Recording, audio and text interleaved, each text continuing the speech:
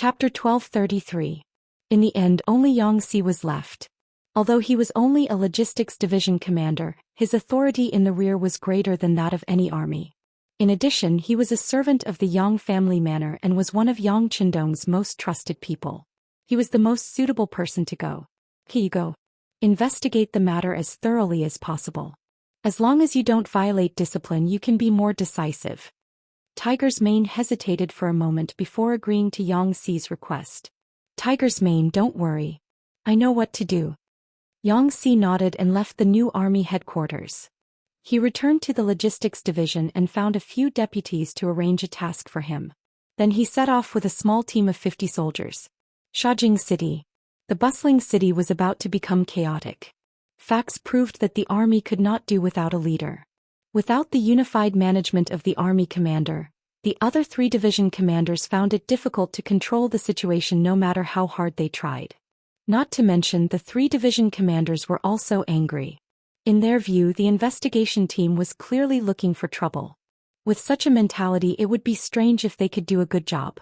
4 days later, when Xianxia arrived at Xiajing City, he saw carriages loaded with provisions stopped in the middle of the street, unable to advance or retreat.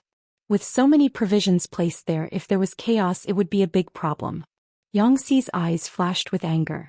He asked the staff of the new Second Army who came to greet him. After learning the location of the investigation team, he spurred his horse and rushed straight there. The investigation team chose to work in a courtyard in the south of the city. The terrain was remote and there were few people walking around. It was a good place for business. When Xianxia, who was dressed casually, came from afar, he saw 6 members of the Public Security Bureau standing guard at the entrance of the courtyard. Xiaxia's appearance also alarmed the 6 members of the Public Security Bureau. When they saw a group of cavalry coming from afar with a murderous aura, one of them turned around and went into the courtyard to report. The other 5 assumed a defensive posture. Who? Xianxia stopped the horse and jumped down from the gate of the courtyard. He didn't even look at the 5 police officers as he strode into the courtyard. Then 5 figures blocked his path. Who are you? This is a restricted area. No one is allowed to enter without permission. Naturally, the members of Xiajing City's Public Security Bureau would not recognize the high and mighty Xianxia. However, their obstruction had infuriated Xianxia. It was said that one's subtlety gradually deepened. He could imagine the arrogance and despotism of the investigation team just by looking at these police officers. He immediately snorted coldly. Get out of my way or else. What else? Xianxia didn't say, but his bodyguards were already waving the sabers in their hands, looking like they were about to attack. Controlling hundreds of thousands of warriors from various countries and races waiting to be assigned, there were many people to choose from. Xiaxia's personal guards were not ordinary people. Just the aura they exuded made the faces of the 5 members of the Public Security Bureau change drastically. Although the other party didn't make a move, they had a feeling that if these people were to make a move, they wouldn't have any power to resist. Get out of my way. Xianxia didn't give the order to make a move.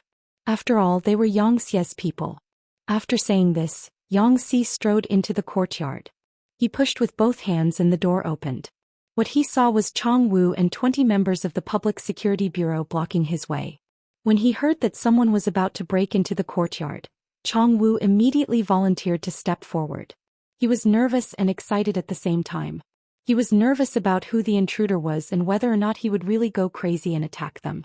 He was excited because if someone really did that, it would be a provocation to the entire disciplinary investigation department.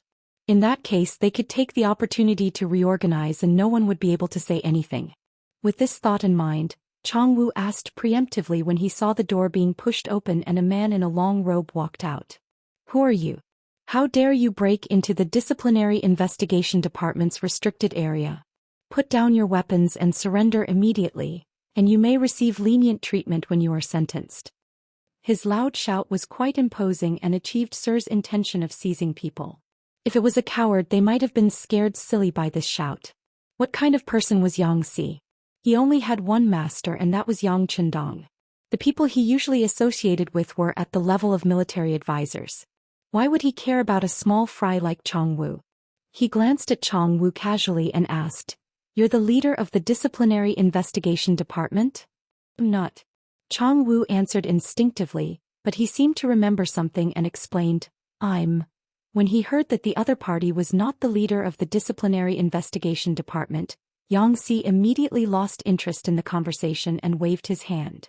Where is your leader? Take me to him. And who the hell are you? Our leader is not someone you can meet just because you want to. Chang Wu was a little annoyed that he had been interrupted, so his tone became a little more serious as he spoke. As he spoke, he looked at Xianxia in a provocative manner. Ha ha. This time Xianxia laughed. It was just a meeting with a team leader. He really didn't take it seriously.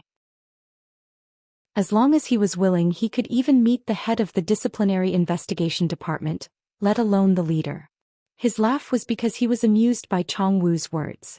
However, this laugh seemed a little guilty in Chang Wu's eyes. He thought that the other party was afraid and was trying to cover it up with laughter. You don't have to pretend this time. I'm afraid you'll have to talk to me humbly next. While Chang Wu was still fantasizing in his heart, Xianxia spoke again. However, he had already put away his smile and his expression became very serious. He said word by word, Who do you think you are? Get lost. The friendly gesture that he was waiting for did not appear. Instead, he was shouted angrily. This made Chang Wu's expression change drastically. He involuntarily stretched out his right index finger and was about to curse. Before he could speak or do anything, the bodyguards brought by Xianxia moved again. One of them rushed forward and dislocated Chang Wu's chin. Then he swallowed the words that he wanted to say. Then one of them flashed an identity token in front of the more than 20 members of the Public Security Bureau who were making a move. We're from the Logistics Division of the beginning city. We need to do something here. Get out of the way. The moment the name of the Logistics Division of the beginning city was revealed, the expressions of the more than 20 members of the Public Security Bureau changed drastically. Then they obediently leaned to the side. Although the military and the Public Security Bureau did not have much interaction, and even a major general did not have any privileges in front of ordinary members of the Public Security Bureau. However, this did not mean that Xianxia did not have any. He was Yang Qindong's servant. At the same time, his logistics division was also responsible for sending backup forces to the local Public Security Bureau. For example, some young and strong men who were not selected by other armies were likely to turn around and enter the local Public Security Bureau. Some old veterans who were injured but not very seriously would also be sent to the Public Security Bureau. These things were all decided by the logistics division. Therefore, Xianxia could be said to be normal for them. When they thought about how even their branch chief had to smile when he saw the logistics division, they were just ordinary members. What was the big deal? They could not afford to offend such a person. Immediately, they hurriedly retreated to the side, looking as obedient as they could be. Xianxia did not look at them again. This time he came to look for the investigation team leader. As for other things, he did not care about them. He still strode in and soon arrived at the inner courtyard. He saw an officer in a captain's uniform being interrogated in a relatively spacious hall. Perhaps because they were too focused on the interrogation, those people actually didn't notice Xianxia's arrival. Xianxia also wanted to see how the investigation team worked. He immediately waved his hand and asked the soldiers to be quiet. He stood there and watched from a distance. Speak, Company Commander Li. It's still the same question. When you surrendered to the Baiming army, you had no choice. But when you turned around and surrendered to the 5-star army, was it also because you had no choice? The person who was interrogating was the team leader, Muda. At this time, he was looking at the company commander named Li Yun with a serious face. To be able to become a company commander, one must have experienced life and death situations. They were all on the front lines. People like this, there were tall, short, fat, thin, and had different education levels. They might even be different races. However, they all had one thing in common, which was that they were not afraid of death. Facing the serious Muda, Li Yun's face did not have any seriousness. Instead, he laughed and said, I say, Team Leader Li, you have asked the same question many times. I have also answered many times. At that time, Shajing City and Jingzhou City were heavily surrounded by the Baiming army. There were no reinforcements on the outside and no food on the inside. We had no choice but to feign civility and surrender to the Baiming army. However, our hearts have always been with the 5-star army. It is best described as being in one's camp while our hearts are in another's camp. As for us returning to the 5-star army, Everyone was willing. It was also the result of everyone's wishes. What is there to be helpless about? Shut up. Hearing Li Yun still say the same thing, Muda angrily said, Company Commander Li, please face my question. I am not answering.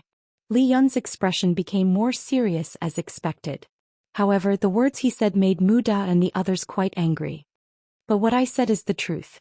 I can't go against my conscience and say what you want. What do you mean by what we want? We are investigating the truth. Muda, who was angered by Li Yun's behavior, snorted coldly and said, Fine, since you said that you have always been loyal to the 5-star army, then let me ask you, how did Captain Wuxia die? Was it your commander who killed him personally? Chapter 1234. When it came to Wu Xiaoyi's matter, Muda obviously had some confidence. This was the truth. At that time, this guard captain rushed into the Baiming army's camp and killed a few Baiming army soldiers who bullied the civilians. How happy was that? However, after he came back, he was not treated as a hero. Instead, he was killed by Shibei. Based on this, he had reason to suspect that Shibei really wanted to join the Baiming army at that time. This matter was a clear proof. He wanted to please the Baiming army. When it came to this matter, Commander Li Yun's expression became much more respectful. That's right. Guard Captain Wu was killed by our military leader. Oh, quickly tell me, quickly record it. Seeing that Li Yun was finally going to fall into the trap, Muda's expression became a little excited. The first sentence was to encourage Li Yun, and the second sentence was to the team member who was responsible for recording beside him. Ignoring Muda's excitement, Li Yun seemed to have fallen into some kind of memory. With a solemn expression he said, At that time when Guard Captain Wu was killed, our brothers didn't understand. Some of them even wanted to leave the barracks. However, because the Baiming army guarded them tightly, and we didn't have a way to return to the Sure City at that time, we had to suppress this thought. However, it wasn't until later when we rebelled against the Baiming army and the military leader personally held a memorial service for Guard Captain Wu that everyone realized that it was just a show. If we didn't do this, the Baiming army wouldn't have believed us, and we wouldn't have been able to regain control of Shajing and Jingzhou City so smoothly. After saying this truthfully, Li Yun looked at Muda with a more relaxed expression. That's what happened. It turned out that we had indeed wronged the military leader.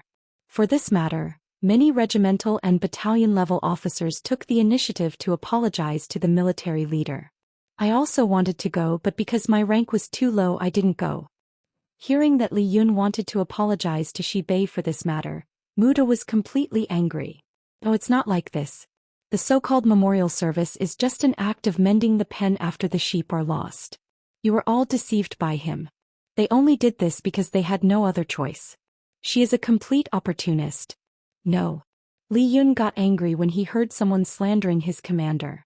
He shouted back. This matter was discussed between the commander and division commander Kong Ji. Even the deceased Captain Wu agreed to it. This matter was explained later. No. Muda shook his head crazily. How can a person be willing to die for a plan? That's just what they said. It's basically Shibei and Kong Ji's false confessions. That's the truth. You've all been deceived. With Wood's way of thinking, he could not accept the fact that someone had died in order to complete a quest. Moreover, the completion rate of this quest was so low. Therefore, he would never believe that such a thing would happen. From this, he concluded that all of this was a conspiracy that Shibei and Kong Ji had discussed. Because of this, he had detained Kong Ji in order to cause chaos in Shibei's army. Now, Shibei was indeed staying at home. Although it was said that he was recuperating, according to his analysis, this was clearly a manifestation of fear. Muda was still shouting and yelling. He even wanted to force Li Yun to admit everything. As a bystander, Xianxia couldn't stand it anymore. Some people didn't understand Wu Xiaoyi's actions. However, as someone who was also from the military, he believed that when things were urgent, someone would make such a sacrifice. On the battlefield, there were many people who sacrificed themselves to save their comrades. Xianxia didn't want to see Muda oppressing Li Yun like this. He coughed lightly and walked out. This sound also attracted everyone's attention. When Muda realized that there were still bystanders in the courtyard, his expression darkened. He said with obvious displeasure, "Who are you? Who allowed you to be here? Where's Changwu? Where are the public security team members who are maintaining order?" There's no need to yell. They're all outside. They've been restrained by my men. Xianxia said as he strode forward. When he heard that Xianxia had restrained Chong Wu and the others, Muta's face flashed with anger. Who are you? Who gave you the authority to do this? Who gave you the authority to coerce and extort confessions? Is this how the people in the disciplinary investigation department work? I'm going to ask Chief Guan Wenjing about this. How does he teach his subordinates? Seeing that Muda was still putting on airs in front of him, Xianxia was also angry. This person was clearly a mad dog who would bite anyone he caught. He wouldn't let such a person get away with it. When Muda saw that someone was quarreling with him, he wanted to refute in a fit of anger. However, when he heard the other party mention the minister's name, he was stunned. He had a feeling that the person who came this time was of high status. Muda shut his mouth and Xianxia ignored him. Instead, he strode into the interrogation room. First, he looked at the sign with the word, interrogation, hanging by the door. His right hand suddenly moved and he pulled out his saber and slashed at it. Ding dong. The wooden sign with the word, interrogation, fell. Xianxia's voice rang out. Who gave you the authority to interrogate our outstanding officers without any evidence? Let me tell you, this is only an interrogation and not an interrogation. You have to remember your authority. Under such a domineering saber, the room was so silent that one could hear a pin drop. A few members of the disciplinary investigation department stared at Xianxia with wide eyes.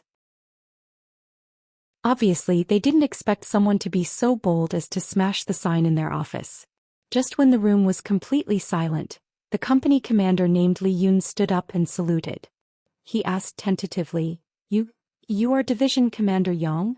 Oh, you know me? Xianxia had a good impression of this neither servile nor overbearing Li Yun. He smiled and replied. It's really Division Commander Yang. I'm Li Yun, the company commander of the 2nd Battalion of the 3rd Regiment of the 2nd Cavalry Division. I've seen Division Commander Yang once from afar. As he spoke, Li Yun scratched his head embarrassedly. He probably also knew that his status was too far away from Xianxia's. Oh, you're quite considerate. Your performance just now was not bad. You didn't embarrass the military. Xianxia looked at Li Yun and seemed to be more and more satisfied. While the two of them were still talking, Muta's spirits rose again. He originally thought that the person who came was a big shot since he even knew the chief's name. Now that he heard Li Yun call him division commander, he was relieved. He strode forward and looked at Xianxia with an arrogant attitude and said, So it's Division Commander Yang. How bold of you. Not only did you dare to order us around, you even dared to destroy our office supplies. This time you're in big trouble. Let me tell you, even if I mention our chief's name, no one can protect you. Xianxia was still puzzled. How did the other party have the guts to appear in front of him? When he heard the other party call him division commander, he came to his senses and laughed. He pointed at Muda and said, Oh, I'm a division commander. Can't I care about these things?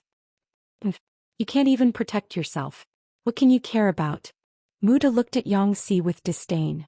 Obviously, he had already sentenced the other party to death in his heart. This time he came under the authority of the Disciplinary Investigation Department. He was personally reported to Bugnam of Gojoseon by the City Lord of Crimson City. With such confidence, he wasn't afraid of a small division commander. One must know that in the room over there was still a division commander with outstanding military achievements. Snobbish. In the past, Xianxia didn't have a deep understanding of this saying. Now he finally understood. He couldn't help but laugh out loud. Muda, who was beside him, also laughed out loud. Obviously, he thought that Xianxia's identity had been exposed by him, so he didn't know what to do. He had already decided that he would take Xianxia down and report to the headquarters. He would convict him of contempt and provocation of the Disciplinary Investigation Department. Before taking down a division commander, taking care of a division commander was a good thing. After laughing for a while, Xianxia suddenly stopped. He looked at Muda fiercely. He really didn't know why the Disciplinary Investigation Department would send such a person to do this. There was a saying that one could achieve anything with effort. With such a person in the Disciplinary Investigation Department, Xianxia was really afraid that he would get into big trouble. Alright, since you're not a good person, I'll take you down first. I want to see if you're clean or not. Xianxia was completely angered by Muda. He had already made up his mind. As for whether this would offend some people, he didn't care. At most he would ask for forgiveness from the young master. However, before Xianxia could do anything, Muda spoke first. He said to the team members behind him, everyone saw it. This person dared to openly provoke and destroy public property of the Disciplinary Investigation Department. He's suspected of sabotaging our investigation. Shouldn't we arrest him and punish him? Yes.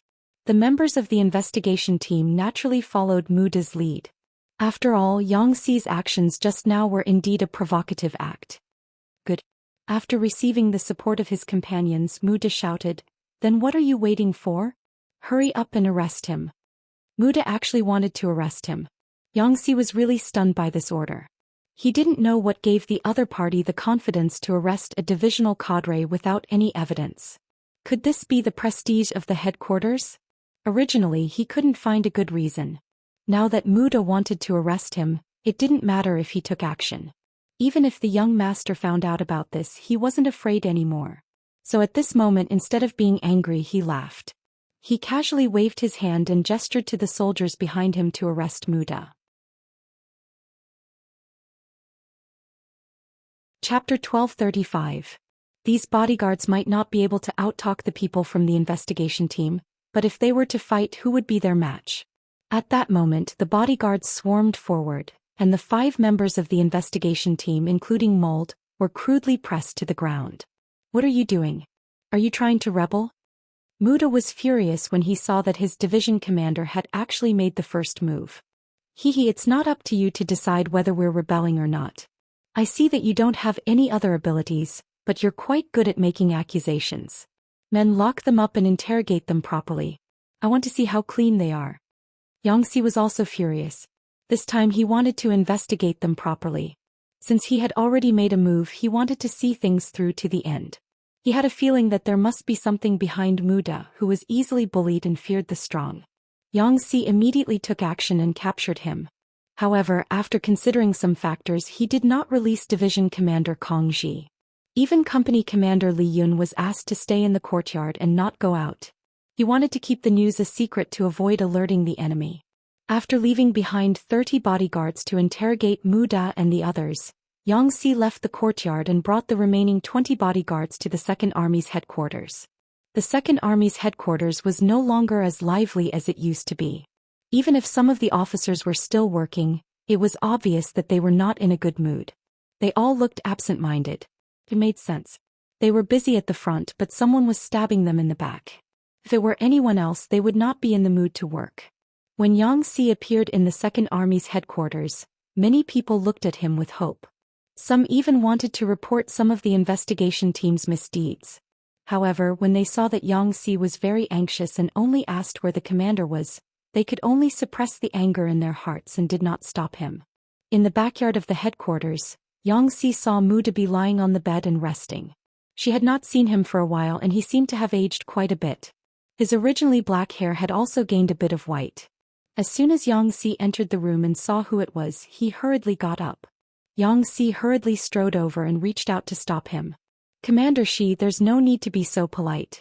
If you're not feeling well, just lie down for a while. I'm fine physically. It's just that I'm mentally tired. Shi Bei spoke to Xianxia as if he had seen his savior. He had already forgotten to be polite. Although Yang Chendong was a commander and the other party was only a division commander, the other party's surname was Yang. He was one of Yang Chendong's most trusted people. In terms of status, he, as a commander, was far inferior. The other party could become an existence that surpassed him at any time, and he knew this very well in his heart. Xianxia felt a burst of discomfort in his heart as he listened to Li Dong's words. A general who was good at war and strategizing was forced to lie in bed. This was the work of the investigation team. They really couldn't accomplish anything, but they were good at spoiling things. Commander Shi, you've been wronged. Xianxia didn't know what to say. Just one sentence was enough to make this general, who had killed in all directions on the battlefield and didn't even frown in the face of death, cry. A good man with iron bones couldn't stand being wronged the most. At this moment, Shi Bei seemed to have found a soulmate. He stepped forward and held Xianxia's hand tightly. Division Commander Yang, please tell the 6th young master that I've never really betrayed the 5-star army. Right, I will. I definitely will. Yang Si also replied with a face full of excitement. He deeply felt the weakness in Shi Bei's heart at this moment and decided to tell him a piece of good news. Commander Shi, I've already detained the people from the investigation team. After I see you, I'll send a telegram to the young master and explain the situation here in detail. Is there anything else you want to pass along? What? The people from the investigation team were detained? Shi Bei's face was filled with shock after hearing this. It was just an investigation team of 6 people. Of course, Shi Bei didn't care about them. Any random team in the new Second Army could easily take care of them. However, the problem was that they were sent by the headquarters. They were the orders of City Lord Zhou Xian. Yang Qindong also acquiesced. This gave them a lot of glory. They were like imperial envoys holding an imperial sword. No one dared to provoke them. They didn't even care about commanders and division commanders. Such people were actually detained by Yang Si. Shi Bei wasn't happy at this moment but worried. He pulled Yang Si's hand and said, "Division Commander Yang, I'm afraid this isn't appropriate. After all, they did find out some problems."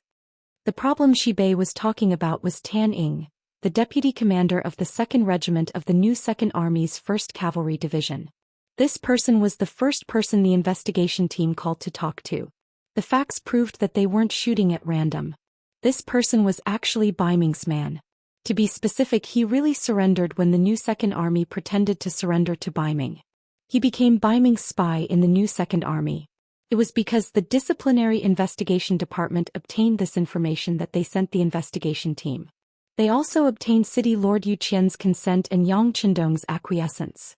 It was also because of this that Mu De dared to detain the 1st Cavalry Division's commander, Kong Ji. It was also because of this that Shi Bei couldn't raise his head. This was because he couldn't guarantee that there weren't any Bai Ming spies in the new 2nd Army. This also made the investigation team open and above board. The problem wasn't discovered by them. It was our intelligence department that obtained this clue first and then reported it to the headquarters. Then it was handed over to the Disciplinary Investigation Department to handle. At the end of the day, Mu De and the others only benefited from this information. Yes, that Tan Ying deserves to die.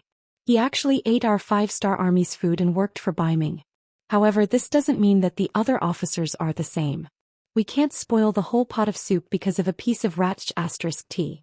Don't worry, I know how to report this to the young master. Yang Si said seriously. These words were said with reluctance and he kept nodding his head. Obviously he agreed with this statement. Seeing that Shi Bei agreed with his opinion, Yang Si hesitated for a moment before saying, "But Commander Shi, after Tan Ying's incident we still have to investigate. My opinion is that we can transfer the new 2nd Army's officers in batches. After we confirm that there are no problems, we can arrange for them to be transferred to new positions." This was the main reason why Yang Si had come to look for other people. No matter what, Shi Bei was still the commander of the new 2nd Army. If they were to move her officers and it was a big move, it was reasonable for them to inform her first. Of course, we won't move the main officers. We also won't move those officers who have already been checked and confirmed that there are no problems. Yang Si was afraid that Shi Bei wouldn't understand, so he made a promise overnight. They could move the officers but they couldn't move too many of them. Otherwise, it would really hurt the new 2nd Army's foundation. Yang Si wanted to continue explaining because he wanted to lower Shi Bei's guard. If even the commander couldn't figure it out, then the new 2nd Army's ability to work would definitely drop. What Yang Si didn't expect was that right after he finished speaking, Shi Bei already nodded in agreement before he could even say some comforting words. Division Commander Yang Si, I wholeheartedly agree with this matter. After going through this crisis, the new 2nd Army can't be messed up anymore. The headquarters is willing to screen them for us. This will save us a lot of work. Shi Bei actually agreed. Yang Si said somewhat embarrassedly, Commander Shi, these are your heartfelt words. You can't let your emotions affect your decisions. Of course they are heartfelt words. First there was Su Yuan in the new 2nd Army and now there's Tan Ying. To be honest, I'm almost too ashamed to face anyone. If the headquarters can investigate the background of these officers, it's of course a good thing for the new 2nd Army's combat power. Alright, I have one more request. Sure enough, Shi Bei still had a backup plan. Yang Si didn't immediately agree. Instead he said with a smile, Commander Shi, there are no outsiders here. Just say what you want. Then I'll say it. I only have one request. Can you let the new Second Army participate in the war? Only in war can we quickly gather people's hearts. Bei said with a face full of hope. He stared at Xi's eyes fiercely. Hearing that he wanted to participate in the war, Xiang shook his head. He could understand Bei's feelings, but such a big matter was far from being decided by him. The most important thing was that now the new Second Army's problem hadn't been thoroughly investigated. No one would be at ease to let such an army rush to the front line. If there was a betrayal before the battle, wouldn't it really cost people's lives? Xiang had such a thought in his mind, but some words couldn't be said like this. He found an excuse and said, I'm afraid this matter is not easy to handle. Commander, she is also a person who has fought in wars. You should know the importance of logistics and provisions.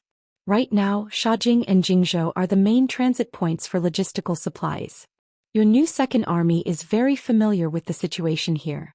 If another army were to take over, I'm afraid it would be very easy for problems to arise. Of course, this was a reason. Bei could understand the meaning behind these words. In fact, when he made the request, he didn't have much confidence. He said these words to prove his determination. Xiang immediately rejected, and Bei didn't mention it again. No matter what, the investigation team's people were detained, which was a good thing for the new Second Army. This was because the investigation team was clearly biased. Under the preconceived idea that everyone had problems, it was quite difficult for them to deal with the new Second Army's problem fairly. After comforting Bei also promised that she would throw herself into work with a new attitude as soon as possible. Xiang left the new Second Army's military headquarters. At the entrance of the military headquarters, he saw the soldiers he brought with him. Master, the interrogation results are out. There is indeed a problem with Muda. Let's go back and talk. Hearing that the results were out so quickly, Xiang was also very surprised. He didn't know that in front of the fierce and murderous soldiers, Muda, who only knew how to talk big but was very afraid of death, couldn't last more than a few rounds.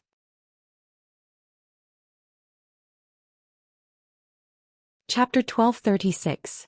In the royal palace of Turpan, Yang Chendong was looking at the military situation map in front of the sand table. Beta Persei came to his side and whispered, Young master, Xiang sent an urgent message. It's about the disciplinary investigation department. Urgent? Yang Chendong slowly turned around when he heard this. Something big must have happened to be able to add the word, urgent, before the telegram. Yes, this is the content of the telegram, Beta Persei said as he respectfully handed the telegram he had just received to Yang Chendong. Although Beta Persei and Xiang had a good relationship. But if it wasn't for the urgency of the matter, he wouldn't dare to disturb Yang Chendong, who was thinking about military combat plans. To be able to do this, it could only prove one thing, that something big had happened. Yang Chendong took the telegram, and after the time it took to drink a cup of tea, the telegram was fiercely thrown to the ground. What does this Meng Ziliao want to do? Does he want to disrupt the morale of my army? The so-called Meng Ziliao was the vice minister of the disciplinary investigation department, second only to Chief Guan Wenjing. Because he was very filial, learned a lot of literature and wrote good essays, he was valued by Yu Qian and several other officials in Qiqian City. After a period of experience in other departments, they found that he was a talent, and this time they recommended him to be the first vice minister of the disciplinary investigation department. Could be said that he held great power and reached the sky in one step. From this point, it could also be seen that Confucianism still had a deep influence on Yu Qian and others, and this was also unchangeable. After all, how could something that had been passed down for thousands of years be changed just like that? But this person, because he was too filial this time, he actually used his power for personal gain and helped his elder brother, the vice minister of the Army Staff Division, Meng Ziliao. It was said that Meng Zitong was also a capable person. He had a good grasp of the battle situation and had a good view of the overall situation. He had once been praised by Leng Song, the deputy commander of the army headquarters. He had also been recommended to Yang Chendong more than once. However, Yang Chendong considered that this person did not have any experience in leading troops. Everything he learned was just theory. Hence, he did not give him any important tasks, citing that there was no suitable position. Of course, Meng Zitong didn't know that this was Yang Chendong's excuse. He thought that there was really no suitable position. Therefore he had been waiting. This time the 5-star army had consecutively established the 5 new armies, the first army and the second army in the primordial city.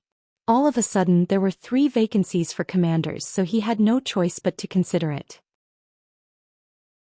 For this reason he pestered Lung Song every day and basically obtained his support. Meng Zitong never expected that Yang Qindong would have the final say in this matter. Other than some division commanders, deputy division commanders and regimental commanders who were transferred from the army headquarters, the 3 corps commanders were all personally appointed by him. This made Meng Zitong very disappointed. Originally, there should have been a position for him among the 3 corps commanders. This huge contrast from hope to disappointment made him unable to bear it. However, what made him even more disappointed was that the 3 corps commanders in the new army that was about to be established would also be selected from the current division commanders. This made him unable to see the future for a while. When he returned home he sighed because of this. All of this was seen by his younger brother, Meng Zitong. This Meng Zitong, who was extremely filial to his parents and had deep feelings for his elder brother, after a psychological struggle, set his goal on the position of the new Second Army's commander. Wasn't there no problem? Then he would use his authority to create a position. As long as he was willing to step down, the position of the corps commander would be vacant. Considering that there was such a big problem with the new Second Army, it should not be internally elected. The possibility of external transfer was very high. In this way, wouldn't his elder brother have hope? In order to complete this matter, Meng Zitong sent his trusted aides, Mu Da and Chong Wu, to be the leader and deputy leader of the investigation team respectively. The reason why he sent out 2 people at once was probably because one of them did not do his best and the other could be a substitute. However, he did not expect that because he sent out 2 people, Chong Wu would be the first to confess when faced with Yang Xi's personal interrogation. Then, under pressure, Mu Da repeated Meng Zitong's instructions to him. That was the main content of the telegram. Yang Xi was very sensible. He only described the process of the matter and did not make any suggestions on how to deal with it. Even so, Yang Qindong was burning with anger. The reason why he agreed to the investigation team's investigation in the new Second Army was because of Su Yuan and Nao Taning. Yang Qindong did not want any traitors in the army. He still needed to be on guard when fighting against external forces. In addition, Yu Qian was the one who suggested it, so he did not refuse. Now it seemed that some people had taken advantage of the loophole. Did they really think that he was so easy to use? Yang Fei Dian. Yang Qindong's face was filled with anger and his eyes flashed with anger. Telegram Yang Wu and ask him to investigate this matter secretly. If it's true, send Meng Zitong and Meng Zitong to prison for abusing their power for personal gain and convict them because of City Lord Qian. Yang Qindong's voice carried a trace of viciousness. It was true that these 2 people were talented. Once they were used well, they might be able to do a lot of work or even big things. However, this could not be the reason why they could use their power for personal gain. He wanted to use this matter to tell everyone that in Xianxia and the 5-star army, there were many capable people, but loyalty was more important. If there was no loyalty and a selfish person in their heart, no matter how capable they were, no one would value them. Beta Persei wrote down the contents of the telegram and turned to leave. Of course, he had also heard of these 2 people. For example, Meng Zitong. Lung Song had once looked for Beta Persei and recommended this person. But so what if they were capable? They dared to use public power for personal gain and even wanted to frame a current army commander. Just based on this, the 2 of them would probably not be able to get out of prison for more than 10 or 20 years. The telegram was sent very quickly. In just 3 days, Yang Wu, who had received the order, had investigated the matter clearly. Receiving Yang Qindong's order was like receiving an imperial sword. Everything he did was green light. When the evidence was conclusive, the 2 brothers, Meng Zitong and Meng Zitong, were taken away from their respective offices. Taking away 2 vice commanders at once, and both of them held important positions and were even blood brothers, this matter quickly caused a huge commotion in Crimson City. For this reason, after City Lord Yu Qian heard the news, he personally asked about this matter. Soon Yang Wu went to meet Yu Qian, Lung Song and the others respectively. When he left, these people who were found were all covered in cold sweat.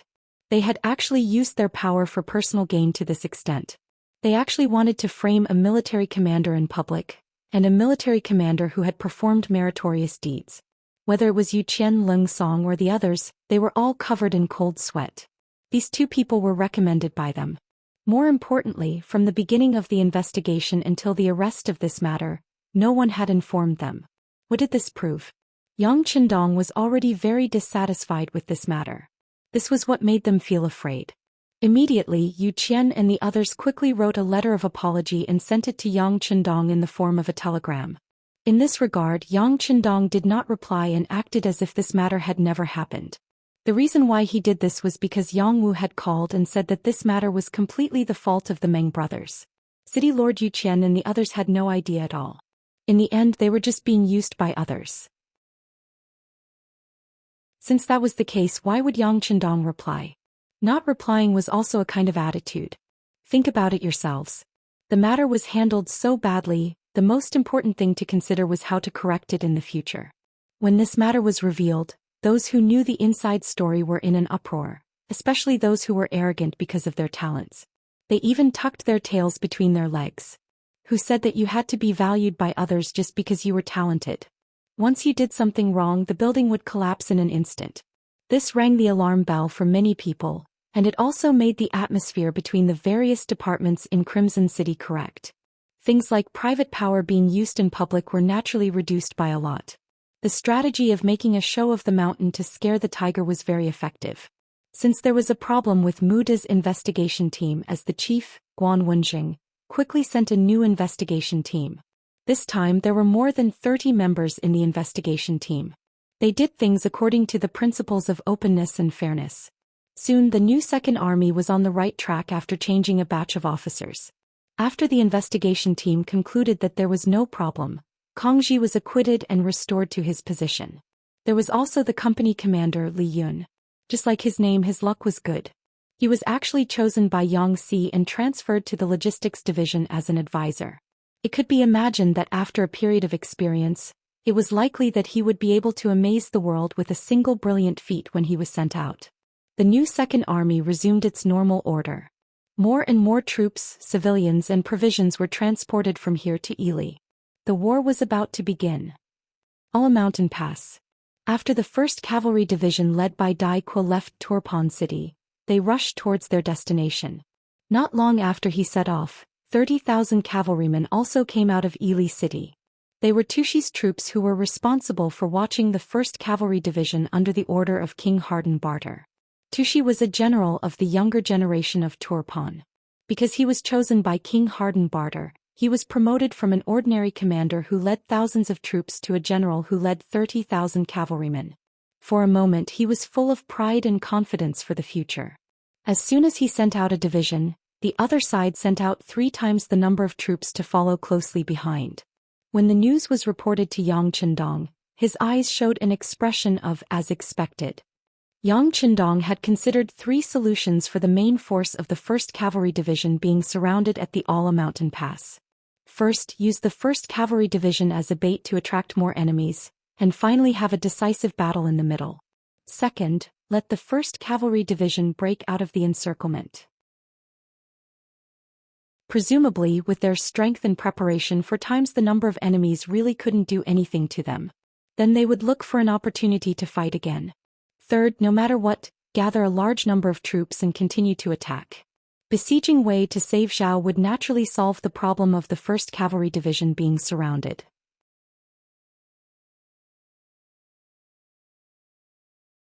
Chapter 1237. The 3 plans constantly lingered in Yang Qindong's mind, but in the end he still chose the first plan. The second plan was a passive defense, which was not what Yang Qindong liked. The third plan was a little too risky, especially when the reinforcements were still on the way and had yet to arrive. It was a little rash.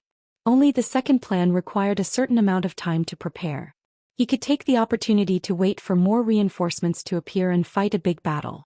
Just like how Yang Qindong didn't know that Kazakh had dispatched 80,000 cavalry, his enemies also didn't know that there were 3 5-star army reinforcements coming to Ili County.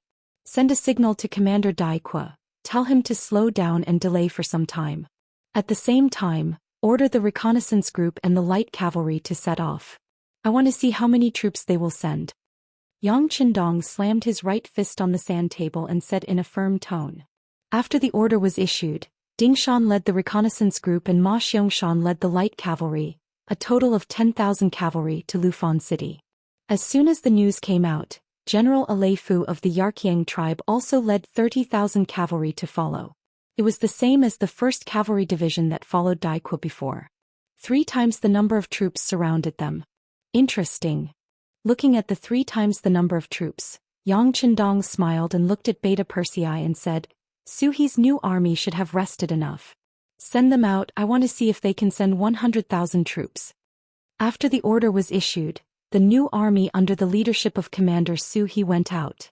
As if to confirm Yang Qindong's words, the Walla cavalry suddenly sent 100,000 troops, led by one of the 4 remaining generals, Bo Muir, and followed. Oh, I almost forgot about my old friend Yeshen. Yang Qindong immediately laughed when he heard the news. Then he narrowed his eyes and said, Send a message to the commander of the 1st Army, Su Ku. Tell him to attack the Walla army directly from behind and find an opportunity to destroy the enemy. On the current battlefield, it seemed that the anti-5-star army alliance had the upper hand. They had 240,000 troops. On the other hand, the 5-star army only had about 70,000 soldiers. This 3 times the number of the 5-star army seemed to be enough to defeat the 5-star army. However, once the 1st army joined the battle, they would have 30,000 soldiers. Then, the 2nd army and the 5-star armies would add up to another 70,000 soldiers. In total, they had 100,000 soldiers. The difference in military strength would be from 240,000 to 170,000. There would only be a difference of 70,000 people. Most of the soldiers on his side were veterans while the other side had many new recruits. With the combat strength of the 5-star soldiers, this was no longer a problem. If they could heavily injure the 240,000 enemy troops, they would be able to destroy at least a third of the enemy's army. Yang Qindong had his own plans, but what he didn't know was that the enemy also had their own plans. Their target was him, the founder of the Xianxia Empire, the soul of the 5-star army, and the Bugnam of Gojoseon of the Great Ming Dynasty. They would use the 1st Cavalry Division at the Ala Mountain Pass as a gap to surround them. Then they would lure in a large portion of the 5-star army's main force and destroy them. They would be the first target of the anti-5-star army alliance. Since there was a first, there would be a second. The second was to surround the Turpan Empire's capital, where Yang Qindong was. In order to achieve this goal, Lily, Turpan, and Yarqiang would each send out 20,000 troops. Yeshen would send out 40,000 troops, which was all of his remaining troops. Adding on the 80,000 troops from the Kazakh army, they had a total of 180,000 people. They were only attacking a single capital, so they were filled with confidence. The 5-star army sending out their troops did not surprise Yeshen and the others. In their eyes, it would be strange if Yang Qindong didn't send out his troops. After all, the 1st Cavalry Division was the elite force of the 5-star army. They couldn't just watch and do nothing. With their advantage in numbers, as long as the 5-star army sent out reinforcements, Lily and the others would send out 3 times the number of reinforcements. At the same time, the dark plan was to take advantage of the fact that Turpan City did not have enough troops to attack. If they could take down Yang Qindong, the 5-star army would be torn apart. In order to complete this plan, Yeshen was going all out. Not only did he send out all of his 140,000 cavalry, but he also used the 100 cannons that he had bought from Baiming. In short, he wanted Yang Qindong to die. A mountain could not accommodate 2 tigers. There could only be 1 king on the grasslands. In Yeshen's eyes, Yang Qindong was the biggest obstacle to him becoming the king. What he needed to do now was to kill this person who was the biggest threat to him. After that, he would regain his position as the overlord of the grasslands. Turpan City. A large number of the 5-star army was sent out. Until now, Yang Qindong only had the 20,000 Mongol army and the 2,000 black cavalry by his side. Oh right, there was also the 4th Division who was escorting a large number of rations and other military resources to Turpan City. The reason why he did not send Narasong out was because this cavalry was made up of various Mongol tribes. Although there were many of them, their combat strength was a level lower. Such a cavalry force would not have a problem winning a battle. However, once they were surrounded, it would be difficult for them to form an independent army. If they were sent out and surrounded, it would be very dangerous. They would be the first army to be attacked by the enemy. Yang Qindong didn't want Narisong's 20,000 cavalrymen to fall into the danger of being surrounded and killed.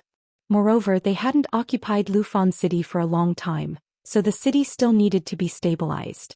The security of the 200,000 people in the city also needed someone to stay behind and manage. The ones left behind were not the strongest. Yang Qindong didn't want them to charge into battle with the enemy, but they could still be used to maintain order in the city and manage the ordinary people. It had to be said that in a foreign land, they could not unleash the full strength of the 5-star army. Just managing the hearts of the people required a lot of effort. When Yang Qindong did not want Narisong's 20,000 Mongol cavalry to be surrounded, they were still surrounded. Moreover, they were surrounded along with Yang Qindong. The news came from the Security Bureau and the CIA. Turpan, Ili, and Yarkyang had each sent out 20,000 cavalry, and their target was Turpan City. They're finally here? Towards this news, Yang Qindong was not surprised. Since he could surround Turpan City, why couldn't the enemy do the same? It was just that he did not think much of it. It was just 60,000 Mongol cavalry. How could it be so easy to take down Turpan City? Although Narisong's Mongol army was not strong, they could still defend against 60,000 Mongol cavalry. Yang Qindong had never been a careless person. As a precaution, he still gave the order to the 4th Master Lu, who was rushing over to the capital of Turkmenistan, to speed up the operation and report back to him as soon as possible. Once he had the 4th Lu Division by his side, Yang Qindong would not be afraid of anyone attacking the city. The telegram was sent out and there was a reply very quickly. However, it was not good news. Commander Ling Dechong said that there were at least 40,000 Mongol cavalry around them. If not for the firearms in their hands, they would have charged over long ago. However, these Mongol cavalry still relied on the speed of their war horses and their proficient riding skills to fire arrows from time to time, slowing down the 4th Lu Division's advance. Commander Ling Dechong also said that at this rate, it would take them at least 10 days to reach Turpan City. 10 days? That's enough. Send a telegram to Commander Ling Dechong. Tell him to play it safe and not act rashly. Yang Qindong snorted. He had already guessed that the ones blocking the 4th Lu Division were Yeshin's Wara. Were they finally unable to bear it anymore? But so what if they slowed down the 4th Lu Division's advance? They were a fully equipped Mongol cavalry master, not someone that could be touched by 40,000 Mongol cavalry masters. Otherwise, they would not be able to return. As long as he defended Turpan City to the death for 10 days, once the 4th Lu Division arrived, the siege would collapse on its own. At this moment, Yang Qindong was still full of confidence, but he never expected that everything would change in the afternoon. Before the 60,000 cavalry from the other 3 countries arrived, 80,000 cavalry had already appeared outside Turpan, surrounding the city so tightly that not even a drop of water could escape. If not for the fact that Yang Qindong was cautious and gave the order to close the city gates, these 80,000 Mongol cavalry masters would have taken the opportunity to charge into the city. However, even if they did not attack immediately, the appearance of these 80,000 Mongol cavalry masters was still out of Yang Qindong's expectations. Shortly after, General Song also reported that in this short period of time, many civilians in the city had suddenly launched a counterattack against the Mongol army. Although the number of casualties was not high, it took up a lot of their energy and they were unable to fully defend the city. The civilians of Turpan City did not have the time to move out. They had only been informed of the relevant policies and laws. If not for the siege outside, these civilians might have approved of Xianxia's actions. But now, even if they were rescued by their own people, most of them still wanted to return to Turpan City. No matter how Turpan treated them in the past, this was still their roots. Not everyone would forget about righteousness for the sake of profit. Many of them had their own standards and many of them were unwilling to leave their homeland. Inform Commander Dao Xiao to send out his 2nd Battalion to patrol the streets. If there are any provocations, kill them. Yang Qindong's eyes flashed with anger. He was willing to think for the civilians of Turpan City not because he was afraid of them, but because he wanted to integrate all of them. That's right, it was the integration of all races, not the unity of all races. Yang Qindong did not believe that different races could live well together without any conflicts. The only reason why they had not appeared was because the time was not right.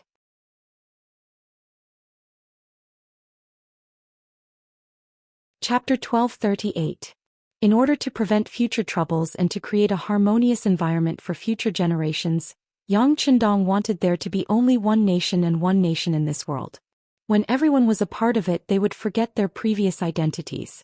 After 2 or 3 generations, they would slowly get used to it. This way, the so-called differences between nations would slowly disappear.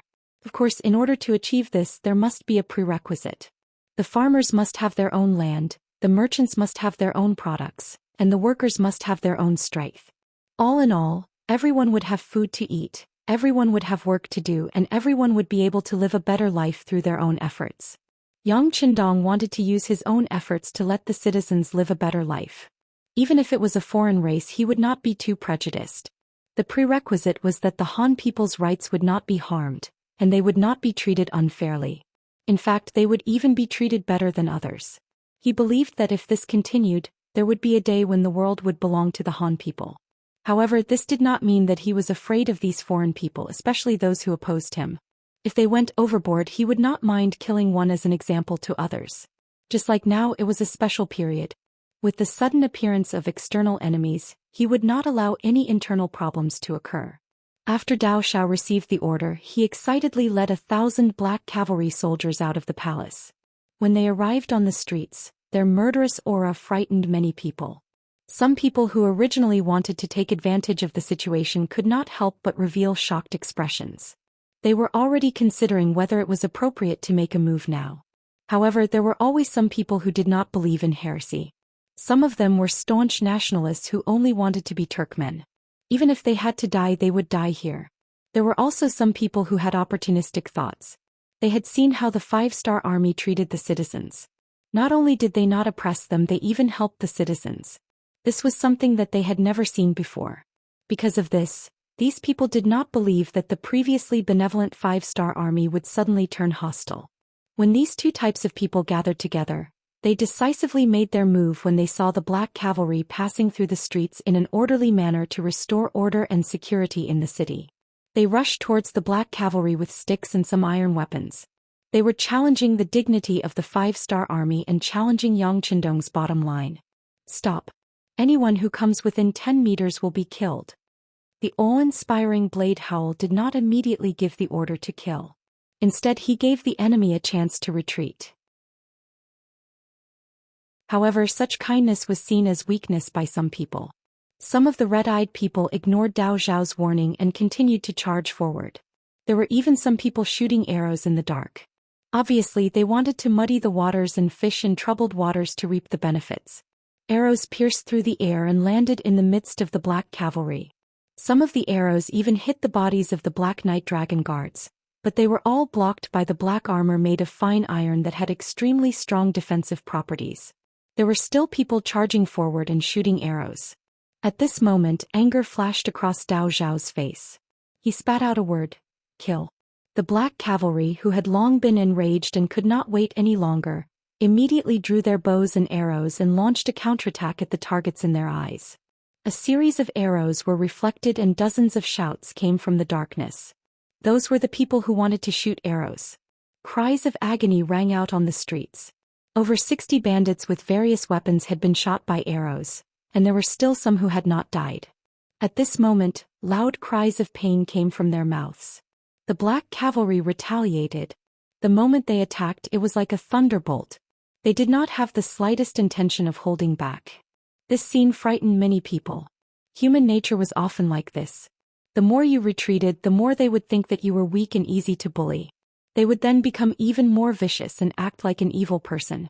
On the other hand, once you acted tough, they would feel fear from the bottom of their hearts. At this time, they would become docile sheep, waiting to be slaughtered and dealt with. The black cavalry's sudden counterattack obviously had the effect of the latter. In an instant, many people shut their mouths. Many people in the dark put down their weapons. They were shocked and frightened by such a decisive action. Patrol the streets in groups of 50. If there are similar cases, kill. Dao Xiao's eyes did not show any signs of weakness. He knew that blindly killing would not solve the problem. However, there were times when showing off one's fists was very effective. Just like now. Everyone was looking at him in shock. The murderous aura that he had felt before had subconsciously lessened. This was the benefit of killing to stop killing. After the order was given, groups of black cavalry instantly went far away and headed to other nearby streets. To be able to become the capital of Cultivation, the city was not small. The places that they needed to patrol were also very wide. Daoist did not leave. Instead he stayed with a group of 50 people. Behind them were the Mongolian cavalry and some Cultivation youths who had volunteered to join the 5-star army. They were busy clearing the streets. It was just like how there had been traitors in China. There were people who lowered their heads to the strong everywhere.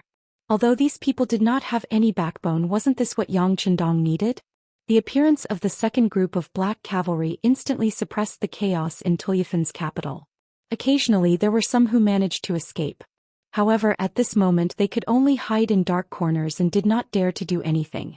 After the internal problems were dealt with, the next step was to deal with the external enemies. Very soon, a piece of news reached Yang Chendong's ears. Apart from the 20,000 Walla cavalry that was personally led by Xian, there were 60,000 cavalry that belonged to the Kazakh Khanate.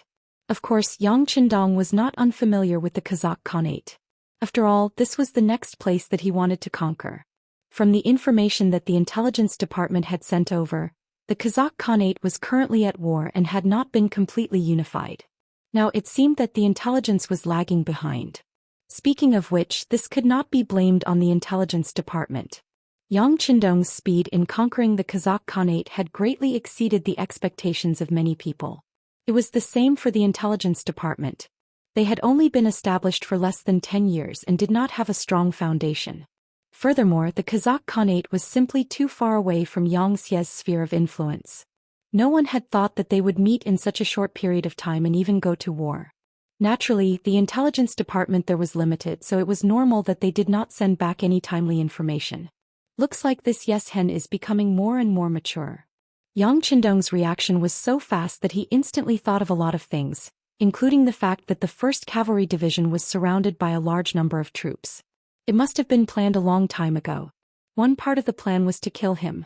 80,000 cavalry surrounded the city, but he only had 20,000 B-class troops and 2,000 black cavalry troops.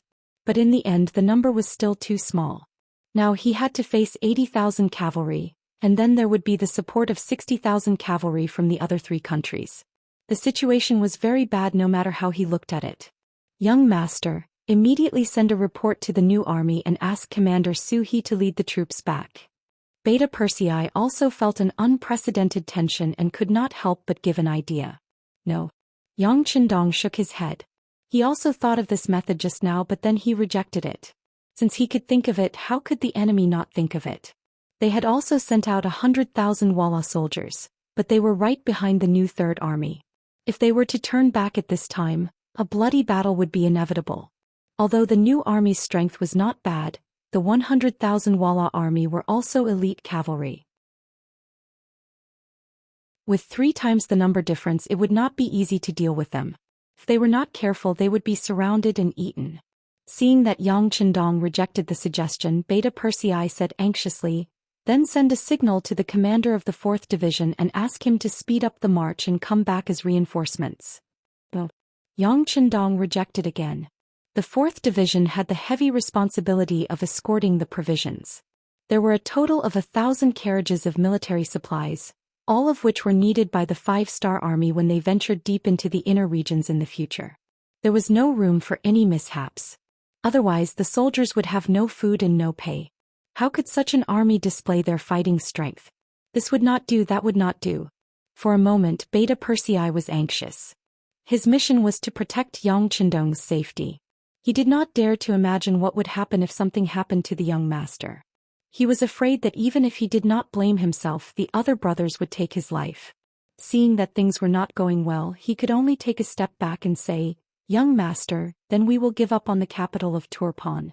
While the encirclement is not fully formed yet, our 2,000 black cavalry will protect you and open a bloody path." Well, right now, a lot of provisions and gold and silver have been hoarded in the capital. Although most of these were left behind by Harden Barter when he escaped, they are now in our hands. These things are ours, we can't hand them over. After Yang Chendong rejected the idea, Beta Persei was speechless. If it was any other time, he would inevitably say that they valued money more than their lives. Beta Persei finally stopped talking. He turned to Yang Chendong and said with a smile, "Well, you don't have to worry. The enemy hasn't attacked yet. You have to have confidence in yourself and in our warriors." Beta Persei smiled bitterly. Obviously, he thought that this was the young master's way of comforting him. With 22,000 people he had to face 80,000, no. It was 140,000 cavalry. He really had no chance of winning. Okay, since that's the case, send a telegram to Ling Daqiang. Tell him about the situation here and ask him to send an advance march here. Well, don't forget to remind him that if anything goes wrong with the money and food, he will lose his position as a division commander. Also, don't inform the other army, division, or regimental units about the encirclement. Yang Chendong said with a very serious face. He knew too well that if he didn't say it harshly once Ling Daqiang knew that they were in danger, he would definitely bring his army to kill them. If that was the case, the money and food would be taken advantage of by the enemy cavalry.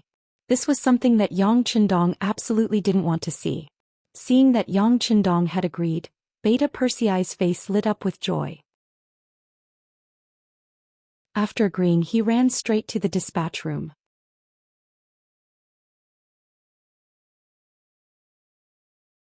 Chapter 1239. The 4th Division of the Lu Army. It had a total of 8,400 soldiers. However, such an army of less than 10,000 was escorting 1,000 carriages of food and fodder pulled by livestock on the land of a foreign country, and no one dared to provoke them. Just like now, they could see the silhouettes of cavalrymen in the distance, but they did not dare to get close to this army. It wasn't because of anything else, but because just 2 hours ago, a Kazakh Khanate cavalry squad of 300 intended to charge over from a relatively narrow area, but they were indeed routed 200 meters away. 200 meters was the time when the muskets showed their prowess and bows were powerless. None of the 300 cavalrymen survived, all of them killed by bullets. This scene shocked many people, and it also made the Kazakh Khanate cavalrymen cower. Of the 40,000 cavalrymen that surrounded the 4th Division, there were 20,000 Walla cavalrymen and 20,000 Kazakh Khanate cavalrymen. However, facing the 4th Division of the Lu Army, the Walla cavalrymen who had already suffered countless losses naturally did not dare to act rashly. Instead, it was the Kazakh Khanate cavalrymen who charged forward. In the end, they suffered a huge loss. Because of this, General Gu Lijiang had no choice but to give the order to follow from afar and not get close. The blood of the 300 corpses had not dried up yet, and with this as an example, no one dared to take the initiative to approach. This allowed the 4th Division of the Lu Army to proceed forward safely. When General Gu Lijiang saw this scene, he was furious. He went to find the general of the Walla cavalrymen, the deputy general that Yeshen trusted a lot, Chao Lu. "General Chao Lu, the 5-star army's muskets are so powerful. What's the point of us following them?" This was what Gu Lijiang could not understand. Since they could not get close, what were the 40,000 people doing here? To watch the show. If he knew this would happen, he would have followed the army to attack Turpan. That way the siege would be faster. Compared to Gu Lijiang's dissatisfaction and impatience, Chao Lu's face was calm and unhurried. "General Gu Lijiang, there's no need to be anxious. Since the leader asked us to come here, he naturally has his reasons. Don't worry, we will be needed soon." Chao Lu was right. At this moment, the temporary headquarters of the 4th Division was indeed in an uproar. Beta Persei had sent a telegram. When he found out that Turpan City was surrounded by a large number of troops and that Yang Chendong only had 20,000 Mongolian cavalry besides the 2,000 black cavalry, De Chong was shocked. He immediately ordered the commanders to come to a meeting. He even had the urge to give up everything to rescue Yang Chendong, because he knew very well that without the 6th young master, what would happen to the 5-star army in the future? The 4 regimental commanders were confused. When they arrived at the temporary headquarters, they wanted to ask what had happened. However, when they saw Division Commander De Chong's face, which was as dark as the night, they didn't dare to ask. Instead, their gazes landed on a telegram beside the table. Out of curiosity, the first commander, Gao Xiang, reached out and took the telegram. He originally thought that it wasn't important, otherwise, it wouldn't have been thrown here. But when he read the contents of the telegram, his eyes widened and his breathing became heavy. "Sir, my 1st regiment requests to go to battle." "What's going on?" The other 3 regiment commanders also walked over in succession. surprised by Regiment Commander Gao Xiang's reaction. However, when they all saw the contents of the telegram, they all had the same reaction. 2nd Regiment Commander He Wen, 3rd Regiment Commander Lu Zheng and 4th Regiment Commander Yi Xingfeng all shouted in unison, Division Commander, our 2nd Regiment, 3rd Regiment, 4th Regiment, requests for battle. All of you shut up. Ling Dechong was very satisfied with his subordinates' performance, but he immediately stopped them. Now that the 6th young master is in danger, even if he requests to go to battle, it won't be your turn. I've thought about it, I'll personally lead the team. When he said that he would personally lead the team, the 4 commanders were first stunned, then they all objected in unison. Oh, why not? Ling Dechong had already thought of this result, but at this moment he had already made up his mind. Even if he had to risk being punished, he wouldn't change his mind. It just won't do. The 6th young master once said that unless it's necessary, a division-level leader can't personally go to the battlefield. Although the situation is dangerous now, there's no need for you to personally lead the team. The 1st commander, Gao Xiang, was the first to come up with a reason to object. Compared to the other commanders, Gao Xiang as the 1st commander was undoubtedly the strongest.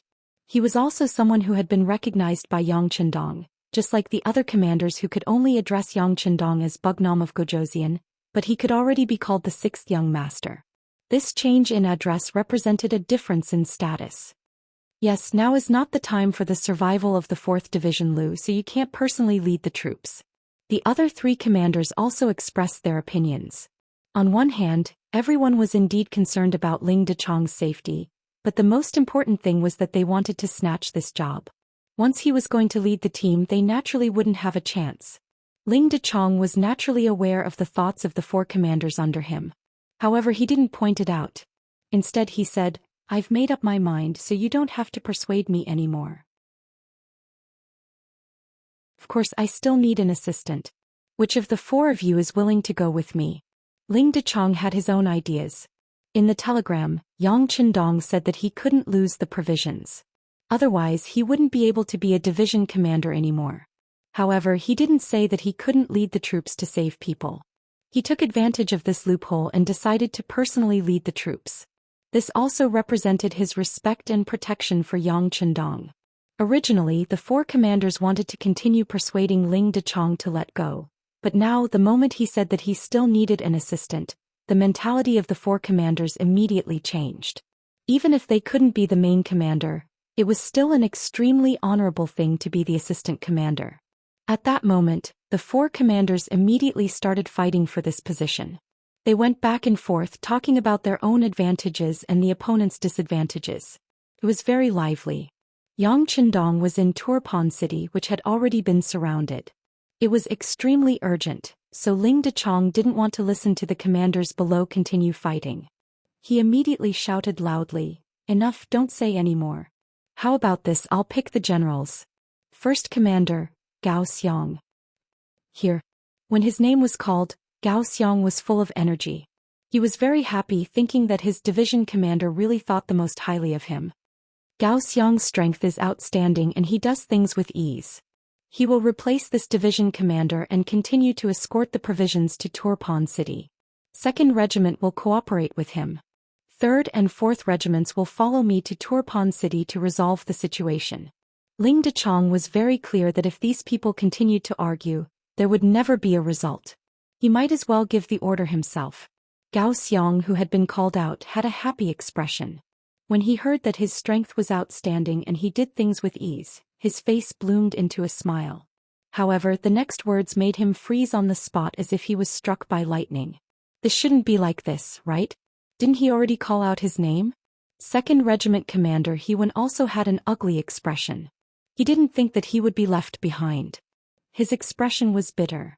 Some people were happy while others were sad. 3rd Regiment Commander Lu Zheng and 4th Regiment Commander Yi Xingfeng's faces were bright. If possible, they wanted to kiss Ling Dechong's face right now to express their excitement. Since the order had been given, naturally it couldn't be changed. Seeing that the 3rd and 4th Regiment commanders had gone to gather the troops, Ling Dechong looked at Gao Xiang and He Wen and said, The 2 of you were left behind because I have high hopes for you. There's only one request. Even if the troops are small, the supplies are not lacking. In order to ensure the completion of the mission, I'll allow you to reach Turpan City a little later. However, the supplies cannot be lacking. Otherwise, you can just wait to become ordinary soldiers. This was the meaning of going all the way. No matter how unwilling Gao Xiang and Hewen were, they had to agree and do their best. Even if the number of troops was small, the mission was still to ensure quality and quantity. Just as the order was given, the 3rd and 4th regiments had already gathered. Every soldier brought 3 sets of ammunition to ensure that they had enough when facing the enemy. With Ling Dechang's order, the 3rd and 4th regiments, as well as the guards of the division headquarters, walked out of the 4th regiment's troops and headed towards Turpan City. At this time, under Turpan City, the 60,000 Kazakh cavalry had already surrounded the city. Kaliai finally heaved a sigh of relief. He had long heard that King Wunan of Damyang had a very elite blackguard by his side. Their equipment was excellent and their combat strength was unparalleled. If such an army suddenly charged out of the city, he really didn't have absolute confidence in stopping them. Now that the city was surrounded, the Black Guard still hadn't appeared. This made Kaliai overjoyed. At the same time, he laughed heartily at the leader of the Wara Yeshen and said, "Great Bugnam of Gojoseon has already lost his last chance to escape. According to the Han people, he's now a turtle in a jar. Next he's at our mercy." Yeshen was also very happy. After planning for such a long time, the Kazakh cavalry that was arranged as a backup plan was finally used, and they also blocked Yang Qindong in the city, which made them see a bright future.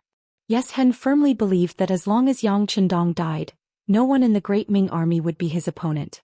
At that time it would be time for him to dominate.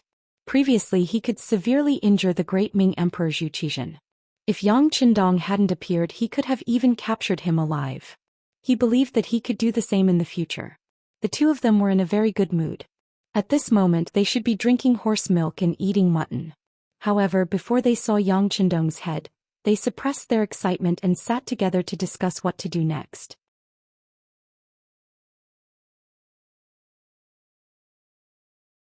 Chapter 1240. Encirclement was not the same as annihilation. As the capital of Tulyafan, the walls of Tulyafan were not short and they were very sturdy. There were more than 20,000 soldiers in the city, which was Yang Qindong's support. The next thing they had to do was to kill their way into the city. Neither Yeshen nor Kaliai were fools. On the contrary, they were very shrewd. They knew very well that they had brought cavalry this time. They were not afraid of anyone charging on the grasslands, but attacking a strong city was not something they were used to. Let's wait for a while. Harden Barter wants to take back the capital the most. Among the 20,000 troops he brought, there are 10,000 infantrymen. It's best to leave the siege to him. After some discussion, the two decided to wait. The situation on the battlefield was in front of everyone. Yang Qindong would not have any reinforcements in the short term. The closest to Tulyafan was the new army that had just left the city 2 days ago. But if they dared to return, the 100,000 Walla army behind them would tell them the serious consequences of doing so. The second was the 4th Lu Division, but it would take them 10 days to get here. With this time they would be able to launch a fierce attack on Tulyafan. Compared to the reinforcements, the armies of the other 3 countries had already set off. Especially the 20,000 soldiers of Tulyafan. Because they were the closest, they could arrive at noon tomorrow. It would only take half a day, so they could afford to wait. Both Yeshen and Kaliai were too smart. They were afraid that they would lose their strength in the siege. But sometimes being too smart was not a good thing. Otherwise there would not be the saying of being too smart for your own good. What they didn't know was that by not attacking immediately, Yang Qindong would have ample time to prepare for battle, which was very important in a siege battle. Like the enemies besieging the city, Yang Qindong's subordinates were also cavalry. They were also not good at defending a city. When Beta Persei finished sending the telegram and returned to Yang Qindong, he ordered people to open the treasury of the palace and take out all the silver inside. Take out the silver? All of them? Beta Persei asked, puzzled. He didn't understand. They were already surrounded, so what was the point of taking out the silver? Yes, all of them. Yang Qindong nodded heavily. This time he wanted to see how powerful money was. With the order given, 2,000 Mongol cavalry and 500 black cavalry headed straight for the palace treasury. The treasury was opened, and a small mountain of silver appeared in front of everyone. With so much silver suddenly placed in front of them, many of the Mongol cavalry felt dizzy. All of them would never be able to earn so much silver even if they were poor their entire lives. At that moment, their greedy gazes were fixed on the pile of silver. "All right, have you seen enough? Once you've seen enough, move the silver," Beta Persei shouted. He seemed to have expected something like this to happen. The 500 black cavalry behind him acted as a supervisor.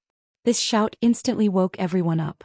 Only then did everyone remember that there were still Azura's soldiers watching from the side. Thinking about how terrifying the black cavalry was on the battlefield, the 2,000 Mongol cavalry suppressed the excitement and greed in their hearts.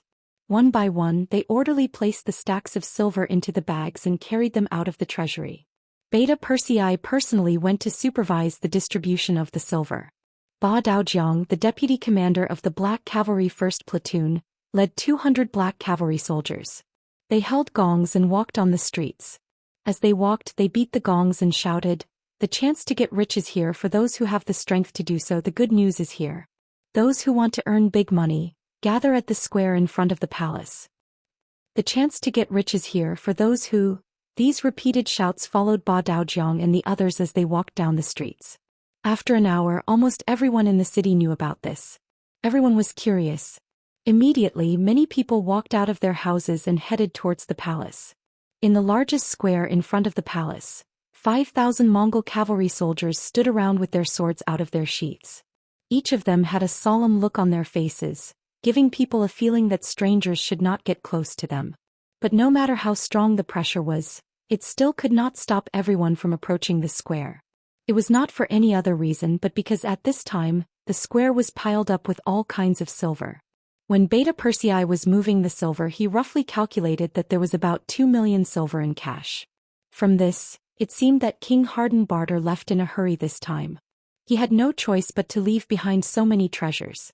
More than 2 million silver. If it was written as a banknote of 100,000 silver, it was really nothing. Most people only saw it as a number. But now all of them had been replaced with cash. The impact it gave off was so strong that it couldn't be mentioned in the same breath. Yang Qindong came to the square under the escort of Longwei's 1st Platoon Captain Qiu Vi. He saw the sea of people and the greedy gazes with red eyes. This result made Yang Qindong smile with satisfaction. Although the result had not been announced yet, Yang Qindong already had enough confidence because he believed in the power of money.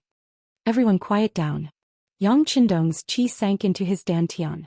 At the same time he raised his hands and then pressed them down. Just this one action caused the originally lively square to become completely silent. Yang Qindong was very satisfied with everyone's cooperation.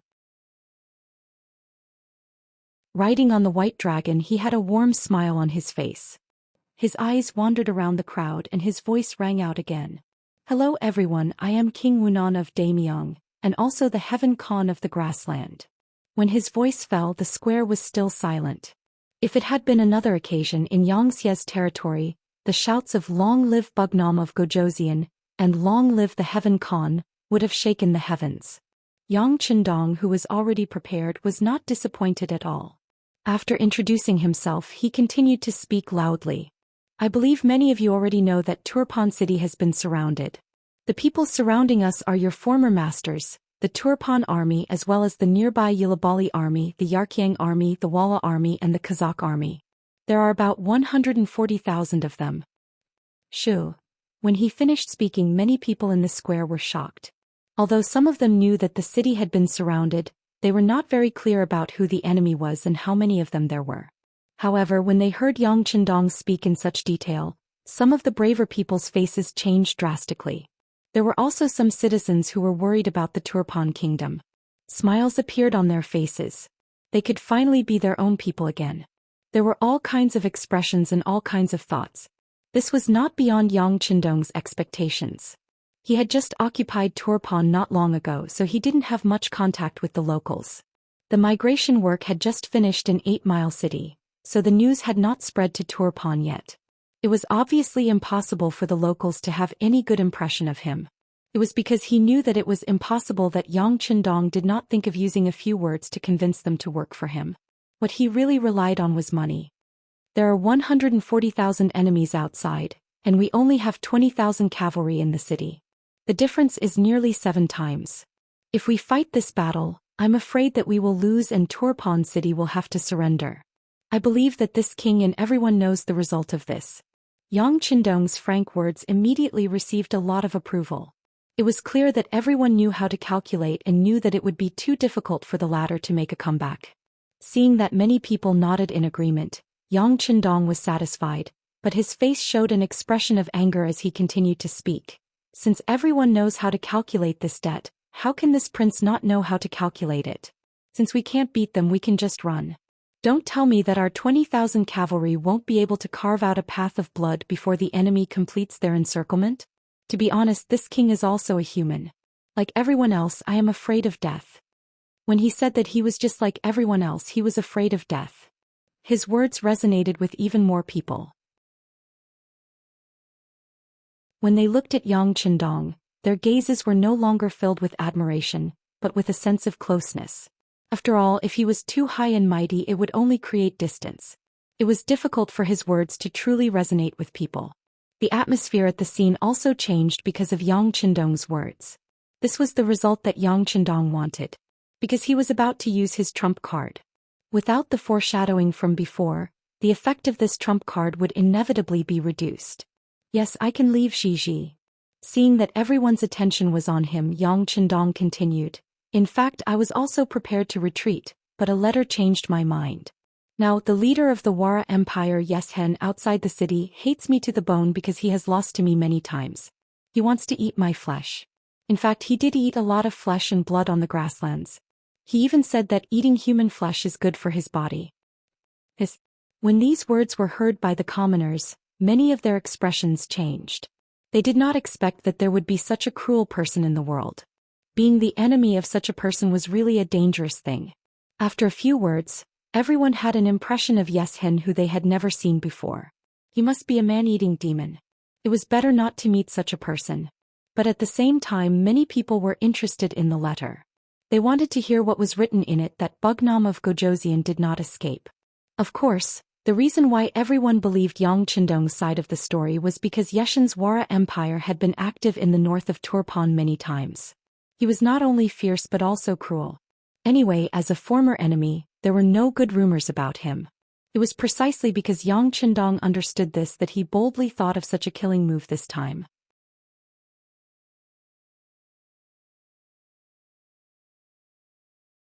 Chapter 1241.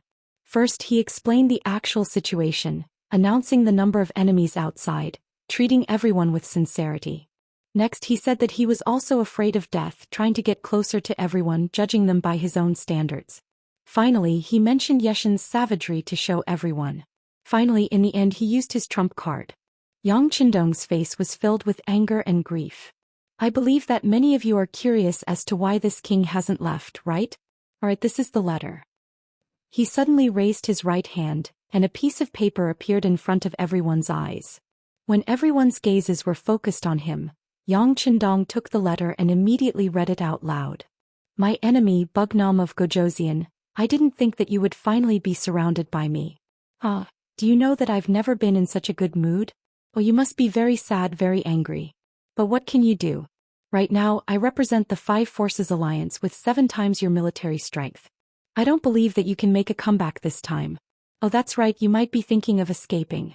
That's right, with your 20,000 cavalry, you do have the ability to do so. But don't forget, aren't you the self-proclaimed Heaven Khan, the self-proclaimed savior of the world, treating the common people extremely well? If you dare to escape this time, will you? Once my army enters the city, I will immediately slaughter everyone in the city. At that time, whether it's the elderly or the children, whether it's men or women, not a single one will be left alive. And these people's deaths are all because you fled in fear of the enemy. These mistakes will all be placed on your shoulders. This chief will also announce to the world that these people died because they submitted to you and weren't protected by you. Isn't that fun? How about it? Do you still dare to run? If you run, I'll kill you. I won't go back on my word. Yang Qindong read the letter out loud, word by word. Your eternal enemy Xian has left a letter. Yang Qindong raised his head and looked forward after the last sentence was uttered by him. At this moment, the entire square was filled with tens of thousands of citizens. However, it was so quiet that one could hear a pin drop. Everyone was dumbfounded. They did not expect Xian to want to kill them. He wanted to massacre the entire city. Something completely unexpected happened. Yang Qindong took out a second letter under everyone's watchful eyes.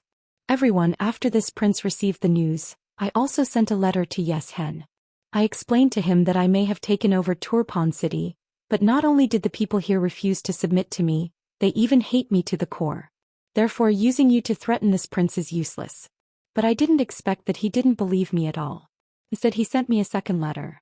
I'll read it to everyone now. My enemy Bugnam of Gojosian, are you afraid? Do you think I will believe you?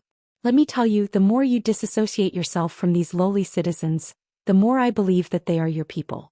Therefore, don't try to make me believe your words. Oh, right, do you know why this leader didn't attack the city immediately? I'm waiting. I'm waiting for the Turpan army to appear so that they can attack the city first. I want to watch their army kill their own people. Don't worry, they will definitely listen because 4 out of the 5 countries support this move. They have no choice. I'm sure it will be very interesting. Just wait, after killing these people you Bugnam of Gojosian won't be any better. Just wait for me to take your head and eat your heart and lungs. After the second letter was read, the entire square fell into a deathly silence. It was obvious that everyone was shocked by the contents of the letter at this moment. This cruel leader of the Walla actually wanted the Turpan army to slaughter them. This caused everyone's hopes of being rescued to sink to the bottom of their bones. At this moment, not only did they not hope for the Turpan army to appear, they were even afraid that they would appear in front of them. When the 2 letters were read, the reaction of the citizens was to the satisfaction of Yang Qindong. Following that, he wanted to make a request. Everyone, since this place has already been occupied by our 5-star army, the citizens here are our people. Whether you admit it or not, this prince thinks so. If you want me to abandon my people and just run away, this prince cannot do it. Therefore, I've decided to stay here and fight against the enemy with you. To tell you the truth, this prince's army is currently heading towards Turpan city. As long as we can hold on for a few days, we will be able to coordinate with the enemy and resolve the situation. When Yang Qindong said that he wouldn't give up, many people revealed moved expressions.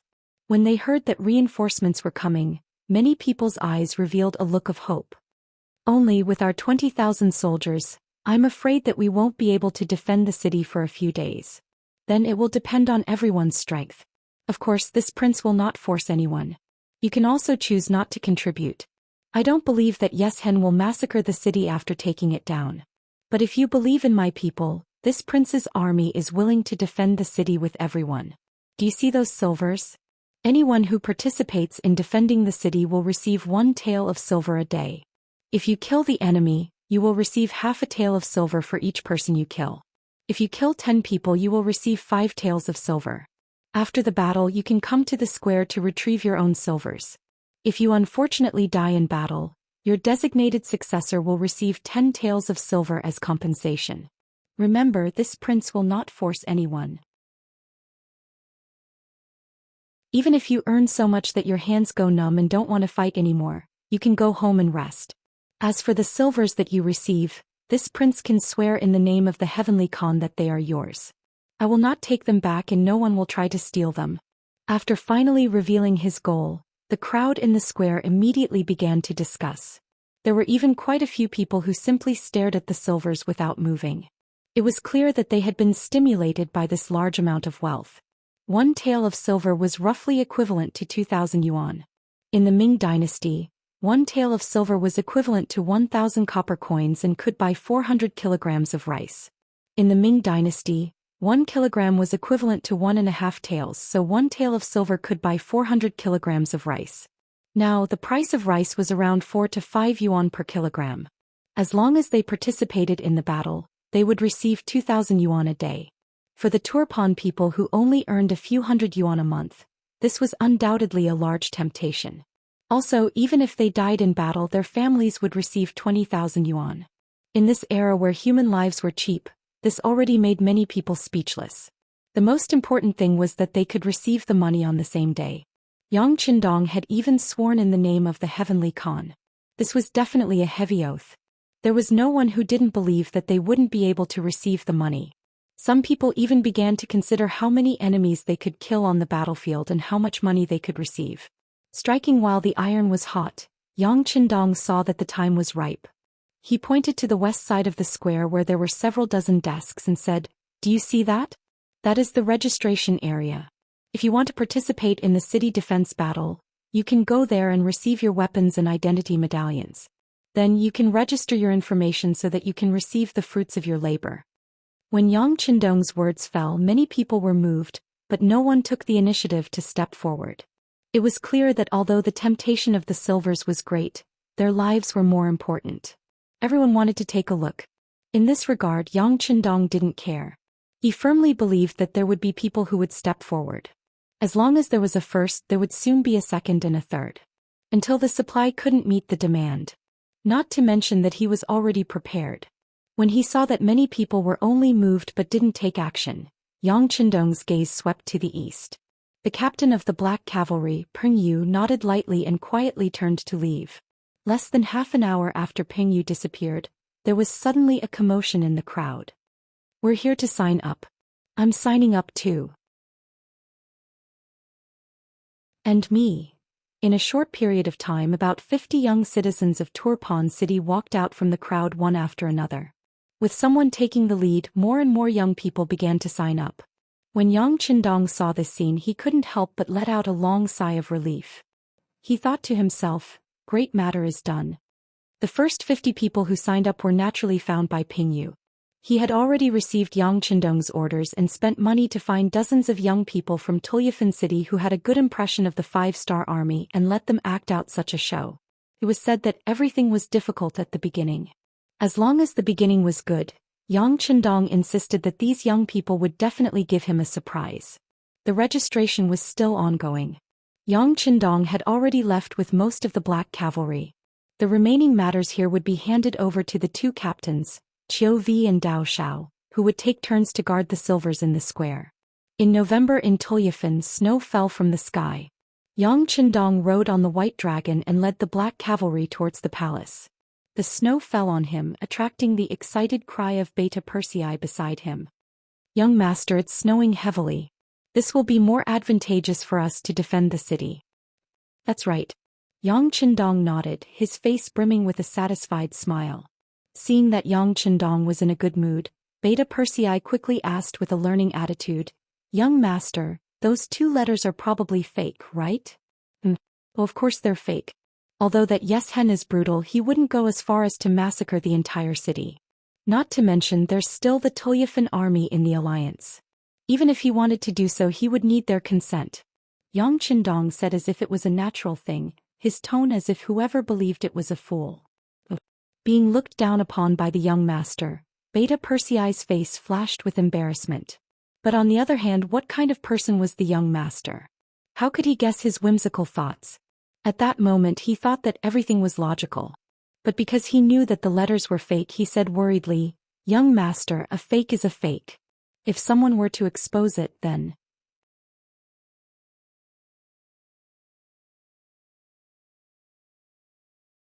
Chapter 1242.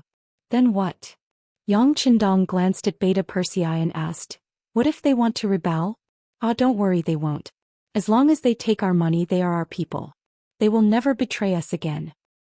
"They won't betray us if they take the money? What if they just work but don't put in any effort? Wouldn't it be better if they took the money and didn't have to take any risks?" Beta Persei looked at this problem from the most ordinary point of view. In his opinion, if he was one of them, it was very likely that he would make such a choice and decision. "Work but don't put in any effort?" Yang Qindong laughed as if he had heard a great joke. "Beta Persei, you still don't understand people's hearts. Come, young master, let me tell you, people are kind, but they are also jealous. Many people are kind to you because you are not much stronger than them.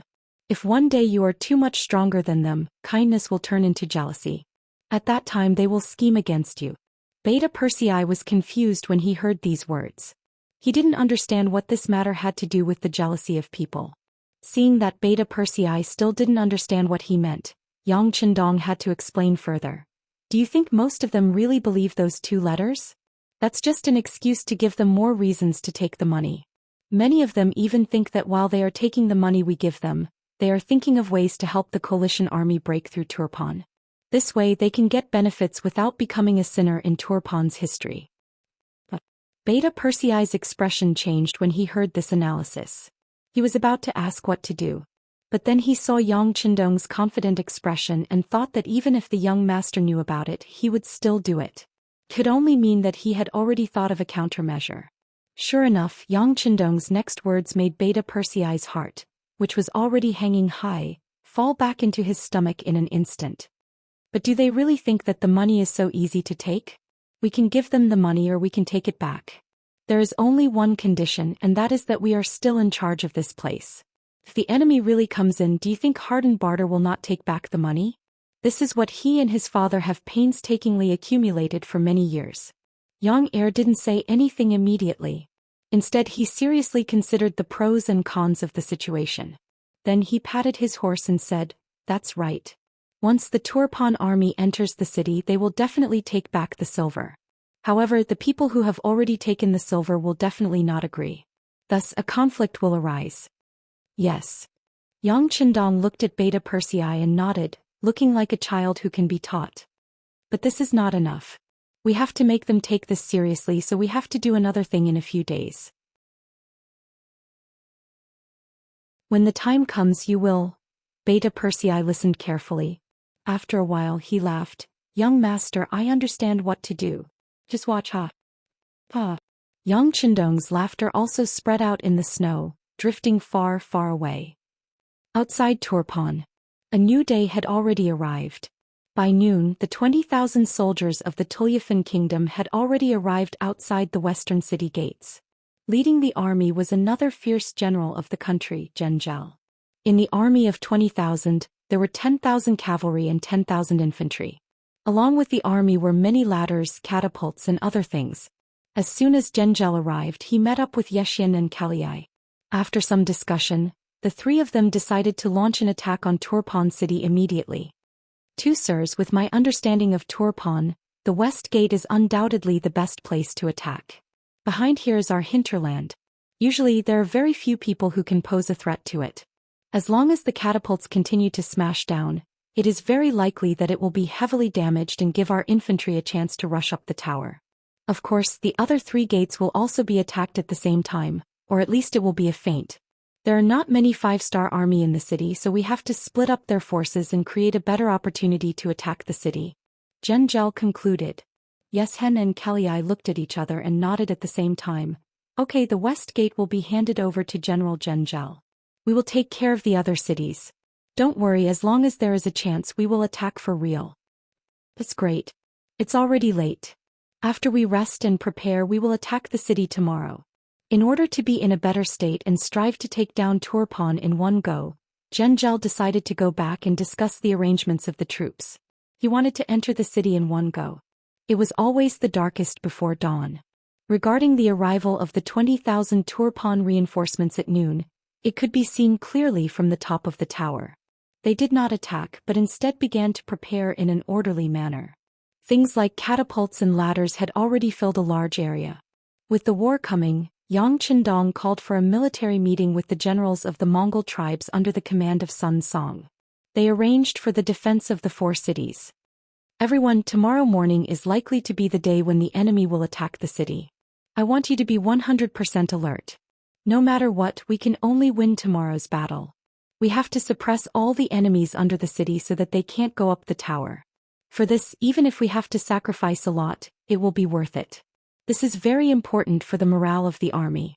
This is also very important for whether we can defend Turpan in the future. Don't worry, Heavenly Khan, we will do our best." The generals of the tribes stood up one by one and swore. They walked out of the barracks and rode back to the palace on the white dragon.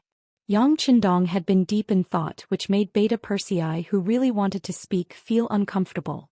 "If you have something to say, just say it." Yang Qindong, who woke up from his thoughts, noticed Beta Persei's anxious look and asked aloud. "Yes, young master. According to the numbers just now, only 500 people in the city signed up to participate in the city defense battle. Among them there are 50 people we arranged in advance.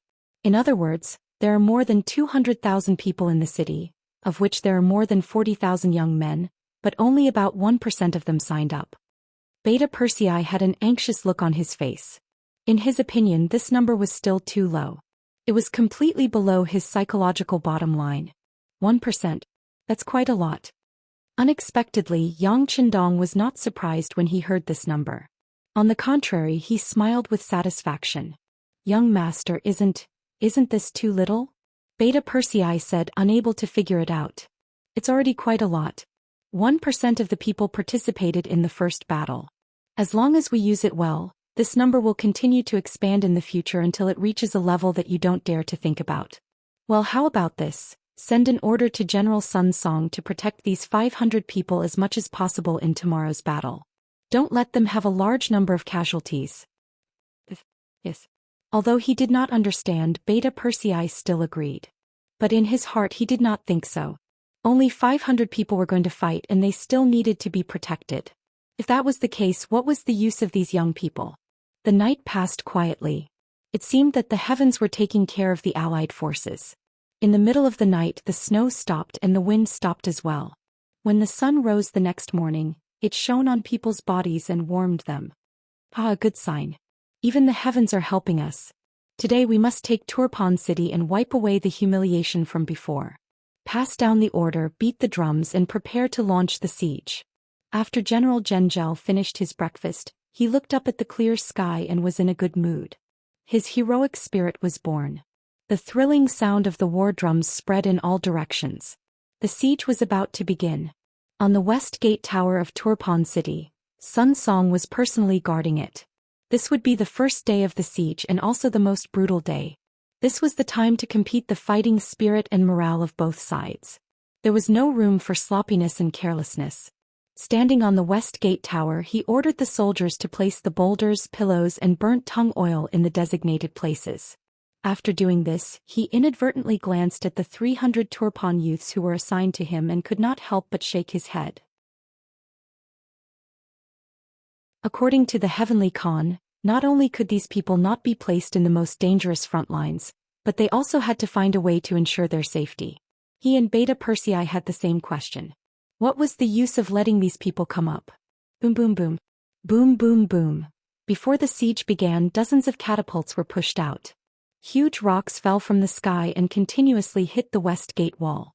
Every time they hit, there would be a deafening sound, and at the same time the horn of attack would be blown.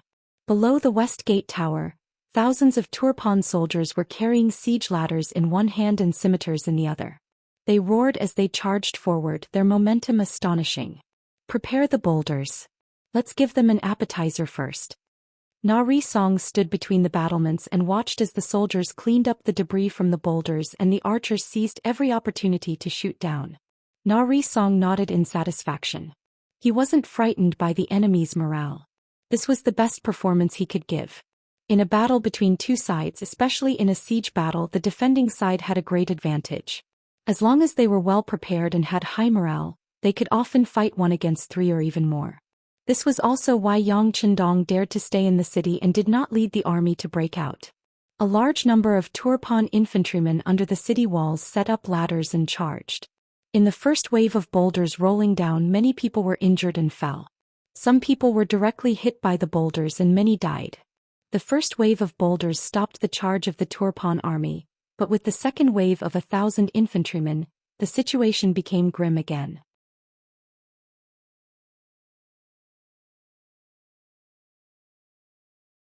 Chapter 1243. Let's get closer before fighting. Prepare the sleepers. Na Ri Song fully understood Yang Qindong's fighting style. He decided to give his opponent a chance to fight back. This feeling of being disappointed right after seeing hope is definitely very satisfying. The siege of the other 3 cities also continued. Compared to the West Gate, they were much more peaceful. Many times there were even ladders set up, but not many people attacked. Their main goal was to keep the 5-star army in check. The siege on the city tower had already begun. Many people in the city had nervous expressions on their faces. At this moment they were extremely conflicted. They wanted the city gate to fall so that they could return to Turpan, but they were also worried that the Wara leader Yes Hen would really slaughter everyone in the city. Many people were at a loss for what to do. They couldn't see the light of the future, and all they could see and think was darkness. At this moment, on the official road leading from 8 Mile City to Cultivation City, a small-scale battle was taking place. After receiving Yang Qindong's telegram, Commander Ling Dechong didn't dare to waste any time. He led the 3rd and 4th Regiment of the 4th Regiment and left. Not long after they left, they were attacked by cavalry. The soldiers of the 4th Infantry Division had no choice but to stop and get into battle formation, waiting for the enemy to arrive. But every time they stopped, the enemy cavalry in the distance would also stop. They knew the power of guns and didn't dare to get close. Their goal was to slow down the speed of the army. It was snowing heavily and bicycles could not pass through many places. The soldiers could only carry them. This greatly affected their marching speed. Dechong saw this and was worried in his heart. The 6th young master was surrounded in Turpan. He was under attack by several times the number of soldiers. The city could be in danger at any time. He urgently needed their support. But now, not only were they unable to reach Cultivation City ahead of time, but it seemed like they would be delayed. One could imagine how anxious Dechong was. Division leader, the soldiers are all very tired. The sky is about to turn completely dark. Let's find a place to set up camp. 3rd Commander Lu Zheng and 4th Commander Yi Xingfeng came in front of Ling Daqiang and gave their own suggestions. Ling Daqiang wanted to shake his head and say no. He wanted the soldiers to continue their journey. But when he thought about how difficult the road was to travel and how the enemy cavalry would harass them, it was very likely that chaos would ensue at night.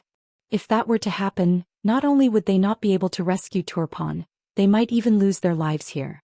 Even though Ling Daqiang was extremely unwilling, this was the reality. Ling Daqiang still nodded. All right, arrange for the guards to be on duty. Everyone else, seize the time to eat and rest. Tomorrow those who fight for the treasures can go further. The situation waits for no one. Understood. How could the 2 captains not know how critical the situation was? He immediately agreed and went down to pass on the order. Ling Daqiang, who was left behind, looked in the direction of Turpan City and sighed inwardly. 6th young master, you must hold on. 5 li away from the 4th Master Lu, Chao Lu and Gu Lijiang were warming themselves by a bonfire. The heavy snow wasn't entirely a good thing for them. At the very least, the speed of their warhorses was greatly affected. It was impossible for them to quickly attack and retreat. This caused them to have no choice but to postpone their plan to harass the enemy. Of course, the heavy snow was more of a hindrance to the 4th Master Lu than to them. This made them extremely happy. Haha, if this continues, we won't even need to send out our troops. We only need to follow them and we can easily complete our mission. Gu Lijiang reached out and pulled a roasted lamb leg from the bonfire. She ate with a mouth full of oil as she spoke with a satisfied expression. That's right, the heavens are really helping us. Chao Lu also expressed his feelings. But when he thought of the previous defeats, he still spoke with a cautious tone. There is a chance we should still harass the enemy. No matter what, the longer we delay them, the greater our chances of victory. Haha, don't worry. With our Kazakh cavalry taking action, taking down Turpan City is just a matter of time. Perhaps they have already taken down the city and good news is coming to us? In comparison, Gu Lijiang was much more optimistic. Without truly fighting with the 5-star army, it was impossible to understand how powerful they were. Turpan City. After a day of attacking and defending, the sky also turned dark. The night was simply too cold, greatly hindering the soldiers' performance. Even though he was unwilling, General Zhenzhou still gave the order to stop attacking the city. Within Turpan City, although the sky had already turned dark, the entire city was still brightly lit. Perhaps everyone was unable to sleep because they were in the middle of a war. Especially in the huge square in front of the palace, there was a sea of people. Looking from afar, there were shadows everywhere, and it wasn't an exaggeration to say that there were people next to people. After a day of fighting, the 500 warriors finally came down from the city walls. At this moment, everyone was waiting to see if they would be able to get their hands on the silver. In the distance, with a group of 200 black cavalry soldiers clearing the way, the 500 warriors finally appeared on the square. It must be said that these 500 people were all in different shapes and sizes. Among them there were some who were injured, some who needed the support of others to walk, and 2 who were directly lying on a single stretcher covered with white cloth. Needless to say, they had already died in battle. Alright, the battle is over. Come and receive your reward. Who is Tumu? Please come over. Beta Persei's loud voice finally had a use. Just this shout alone was enough to spread his voice far and wide. A young Turpan man wearing temporary armor excitedly walked out from the group of 500 warriors and came in front of Beta Persei. General, I am Tumu. Beta Persei raised his head to look at the sturdy and honest-looking young man and nodded with satisfaction. Not bad, today you performed the best. Not only was your courage on the city walls commendable, but you also killed 4 enemies. According to the rules, participating in the battle to defend the city will earn you 1 silver per day, and killing an enemy will earn you half a silver per person. You received a total of 3 silver taels. This is for you. As soon as he finished speaking, he raised his hand and 3 silver taels fell into the hands of the young man named Tumu. Wow! At this moment, many of the onlookers revealed a fiery expression in their eyes. This was 3 silver taels. For many ordinary people, even if they lived frugally for a year, it would still be enough to cover their expenses. Holding such a huge sum of money, Tumu's face was filled with excitement. Since he was young, his family was poor and he didn't have the ability to learn any skills, let alone study. Usually he just did some manual labor. Although he worked very hard, he only earned a few copper coins a day. In a year he might not even earn 3 silver taels. Now that he received this in just 1 day, of course he was excited. Thinking that with this money he could let his parents, brother and sister live a better life and buy a few new sets of clothes, he was even more excited. He could even imagine what kind of earth-shaking changes would happen to his family with this money.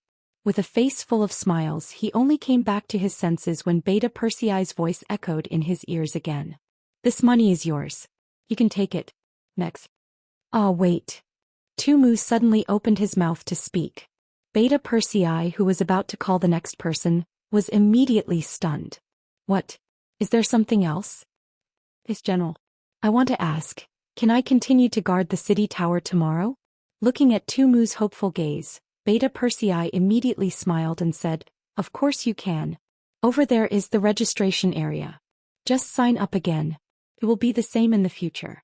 If you want to participate in the battle the next day, you only need to sign up again. Thank you, thank you. Tumu hurriedly bowed and thanked him. Then he took the 3 silver taels and rushed towards the registration area. This scene was seen by many people. Under the envious and jealous gazes, some people also wondered if they should also sign up. Although there were some risks, they could earn a lot.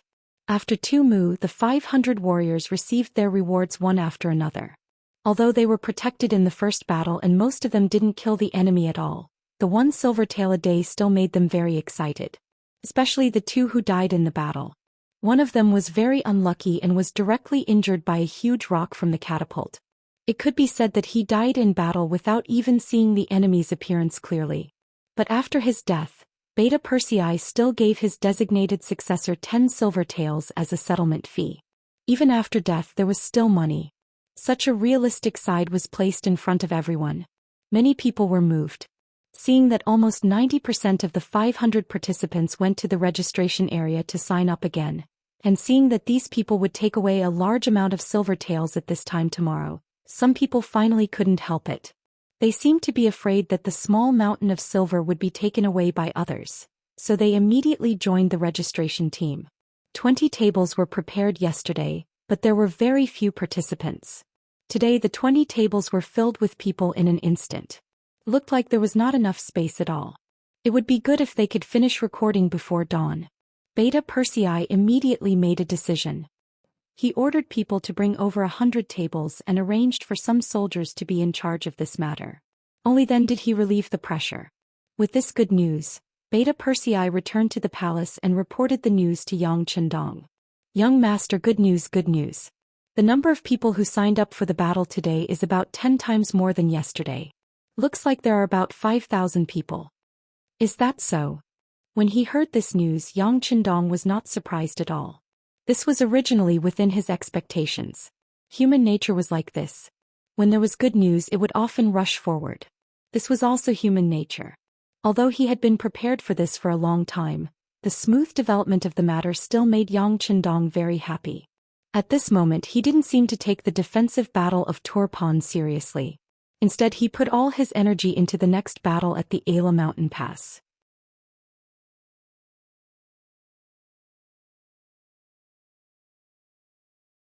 Chapter 1244. With the large amount of money and weapons stored in the city, the only thing they lacked was a lack of manpower. Since the lack of soldiers was alleviated, there was nothing for him to worry about. However, the battle at the Ala mountain pass involved too many forces. If the situation wasn't handled properly, the 5-star army would be defeated. Then they would have no choice but to withdraw from this place. If they wanted to enter the Ala mountain pass again, they would need a lot of time to prepare. Looking at the Ala mountain pass marked with a red flag on the sand table, Yang Chendong frowned. Even the 1st Cavalry Division would not be able to break through the encirclement of 80,000 soldiers with less than 20,000 soldiers. Not to mention supporting the other allies. Naturally, Yang Chendong was not worried about the 1st Cavalry Division. He had already prepared and given orders. However, it was not realistic to expect them to support the other allies. But what if another force suddenly appeared? What would it be like if they worked together with the other allies? Yang Chendong thought as he looked at Hoksari city to the north of the Ala mountain pass. If he remembered correctly, Bai Shuang's 4th Cavalry Division was there. Perhaps. Hoksari city. In the past half a month, Bai Shuang's injuries had already healed. Not only that, but he had also gained a lot of weight. This was naturally closely related to the care of his new wife, Rofeng. If there was a woman who cared about him all the time and made him nutritious meals for every meal, it would be hard for a man not to get fat. With power in his hands, in charge of the famous 4th Cavalry Division, and with a beautiful wife by his side, Bai Shuang was living a godlike life. However, his peaceful life did not extinguish his will to fight. He clearly remembered his identity, and he was even more aware that the world was not yet settled, and there were even more important missions waiting for him. Husband, it's time to eat. Rofeng appeared in the study with delicious food in front of Bai Shuang. After the food was placed on the table, Bai Shuang reached out and held Rofeng's delicate wrist. With a gentle gaze he said, "It's been hard on you." "It's not hard at all. I like this kind of life." Rofeng's face carried a faint smile and satisfaction. "I also like the feeling of being with you." Bai Shuang sighed. However, his expression suddenly changed as he said, "But just now, a messenger sent word that the reserve force that would replace his 4th line in Hoksari had arrived." This also indicated that his comfortable life was about to come to an end. When he thought about the main force of the division that was surrounded, White Shuang felt a heavy responsibility on his shoulders. However, before Bai Shuang could say anything, Rofeng had already opened her mouth and said, "A good man should be ambitious. My man should not only accompany his wife. The battlefield is where he can show his talent. I know that the person who will replace my husband has come. You should do what you should do. I will also leave here and return to the 1st city to wait for your return." After all, she had worked for the CIA before, so she had her own sources of information. Naturally, she was very clear about what happened in Hoboksari. Because of this, she also knew that it was time for the husband and wife to separate. Originally, Ruofeng was the leader of the CIA in charge of intelligence work in this area. However, because she married Bai Shuang, this responsibility naturally had to be relieved. This was also the rule that Yang Chendong had set before. If the husband and wife both worked in important departments, not only would they not be able to take care of their family, but they might also form their own forces. This was not something that Yang Chendong wanted to see. In order to prevent this from happening, the moment Ruofeng married Bai Shuang, she was destined to become a woman behind a man. She was destined to be a woman who could not be seen in public anymore. "Thank you. Don't worry, I will definitely kill more enemies on the battlefield." Bai Shuang was touched by his wife's understanding. For this trust and waiting he had to perform well. Just one night later, Bai Shuang led the 4th line of 4,000 cavalrymen and left Hoboksari without anyone knowing. Because they left in the middle of the night, no one was alerted. Even the spies in the city arranged by the 5 nations did not notice this. When they woke up the next morning, the reserve force that replaced Bai Shuang in charge of Hoboksari's security was still under the banner of the 4th line. After leaving Hoboksari, Bai Shuang led the 4,000 cavalrymen across the snowy land. Their target was the 30,000 cavalrymen led by Turpan Tushi. They did not approach the 1st Cavalry Division. Instead they chose to attack the 30,000 cavalrymen of Turpan first. This was the order that Yang Qindong gave to Bai Shuang. It was true that the 1st Cavalry Division had unparalleled battle prowess, but they were surrounded by 80,000 soldiers. Furthermore, they were under the command of the old General Ting Mushi. Even if Bai Shuang brought 4,000 cavalry with him, he would not be able to do much. The intelligence department had already reported Ting Mushi's information. He was an old man who was over 70 years old. In that era he was definitely an old man. For Ili to send him out, it was enough to show the importance of this battle.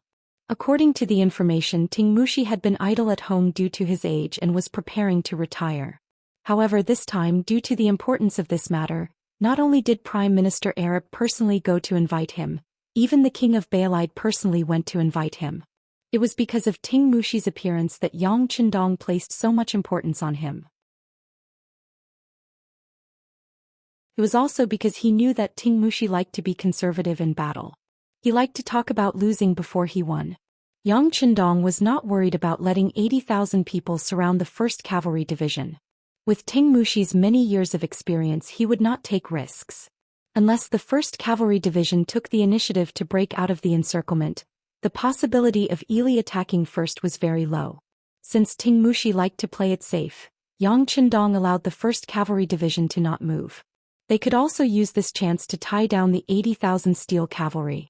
Since they could not fight at the Ala mountain pass, Bai Shuang's orders were to work with Dai Qua of the Far Eastern Army's 1st Cavalry Division to deal with the 30,000 steel cavalry of Turpan. The Turpan cavalry following behind Dai Qua did not know that they had become the target of others. They continued to follow their opponents closely, watching their every move. Tushi, who was leading the troops, was already grumbling about this. Their Turpan country was strong in the past. Although they were not the absolute leader of Ili and Yarkyang in terms of military strength, who dared to say that they were better than them? But even so, when faced with the 5-star army, they had lost 2 important cities, besieged Bali and Turpan, one of which was their capital. After 2 battles, the morale of the Turpan army was low. They needed a big battle to boost their morale.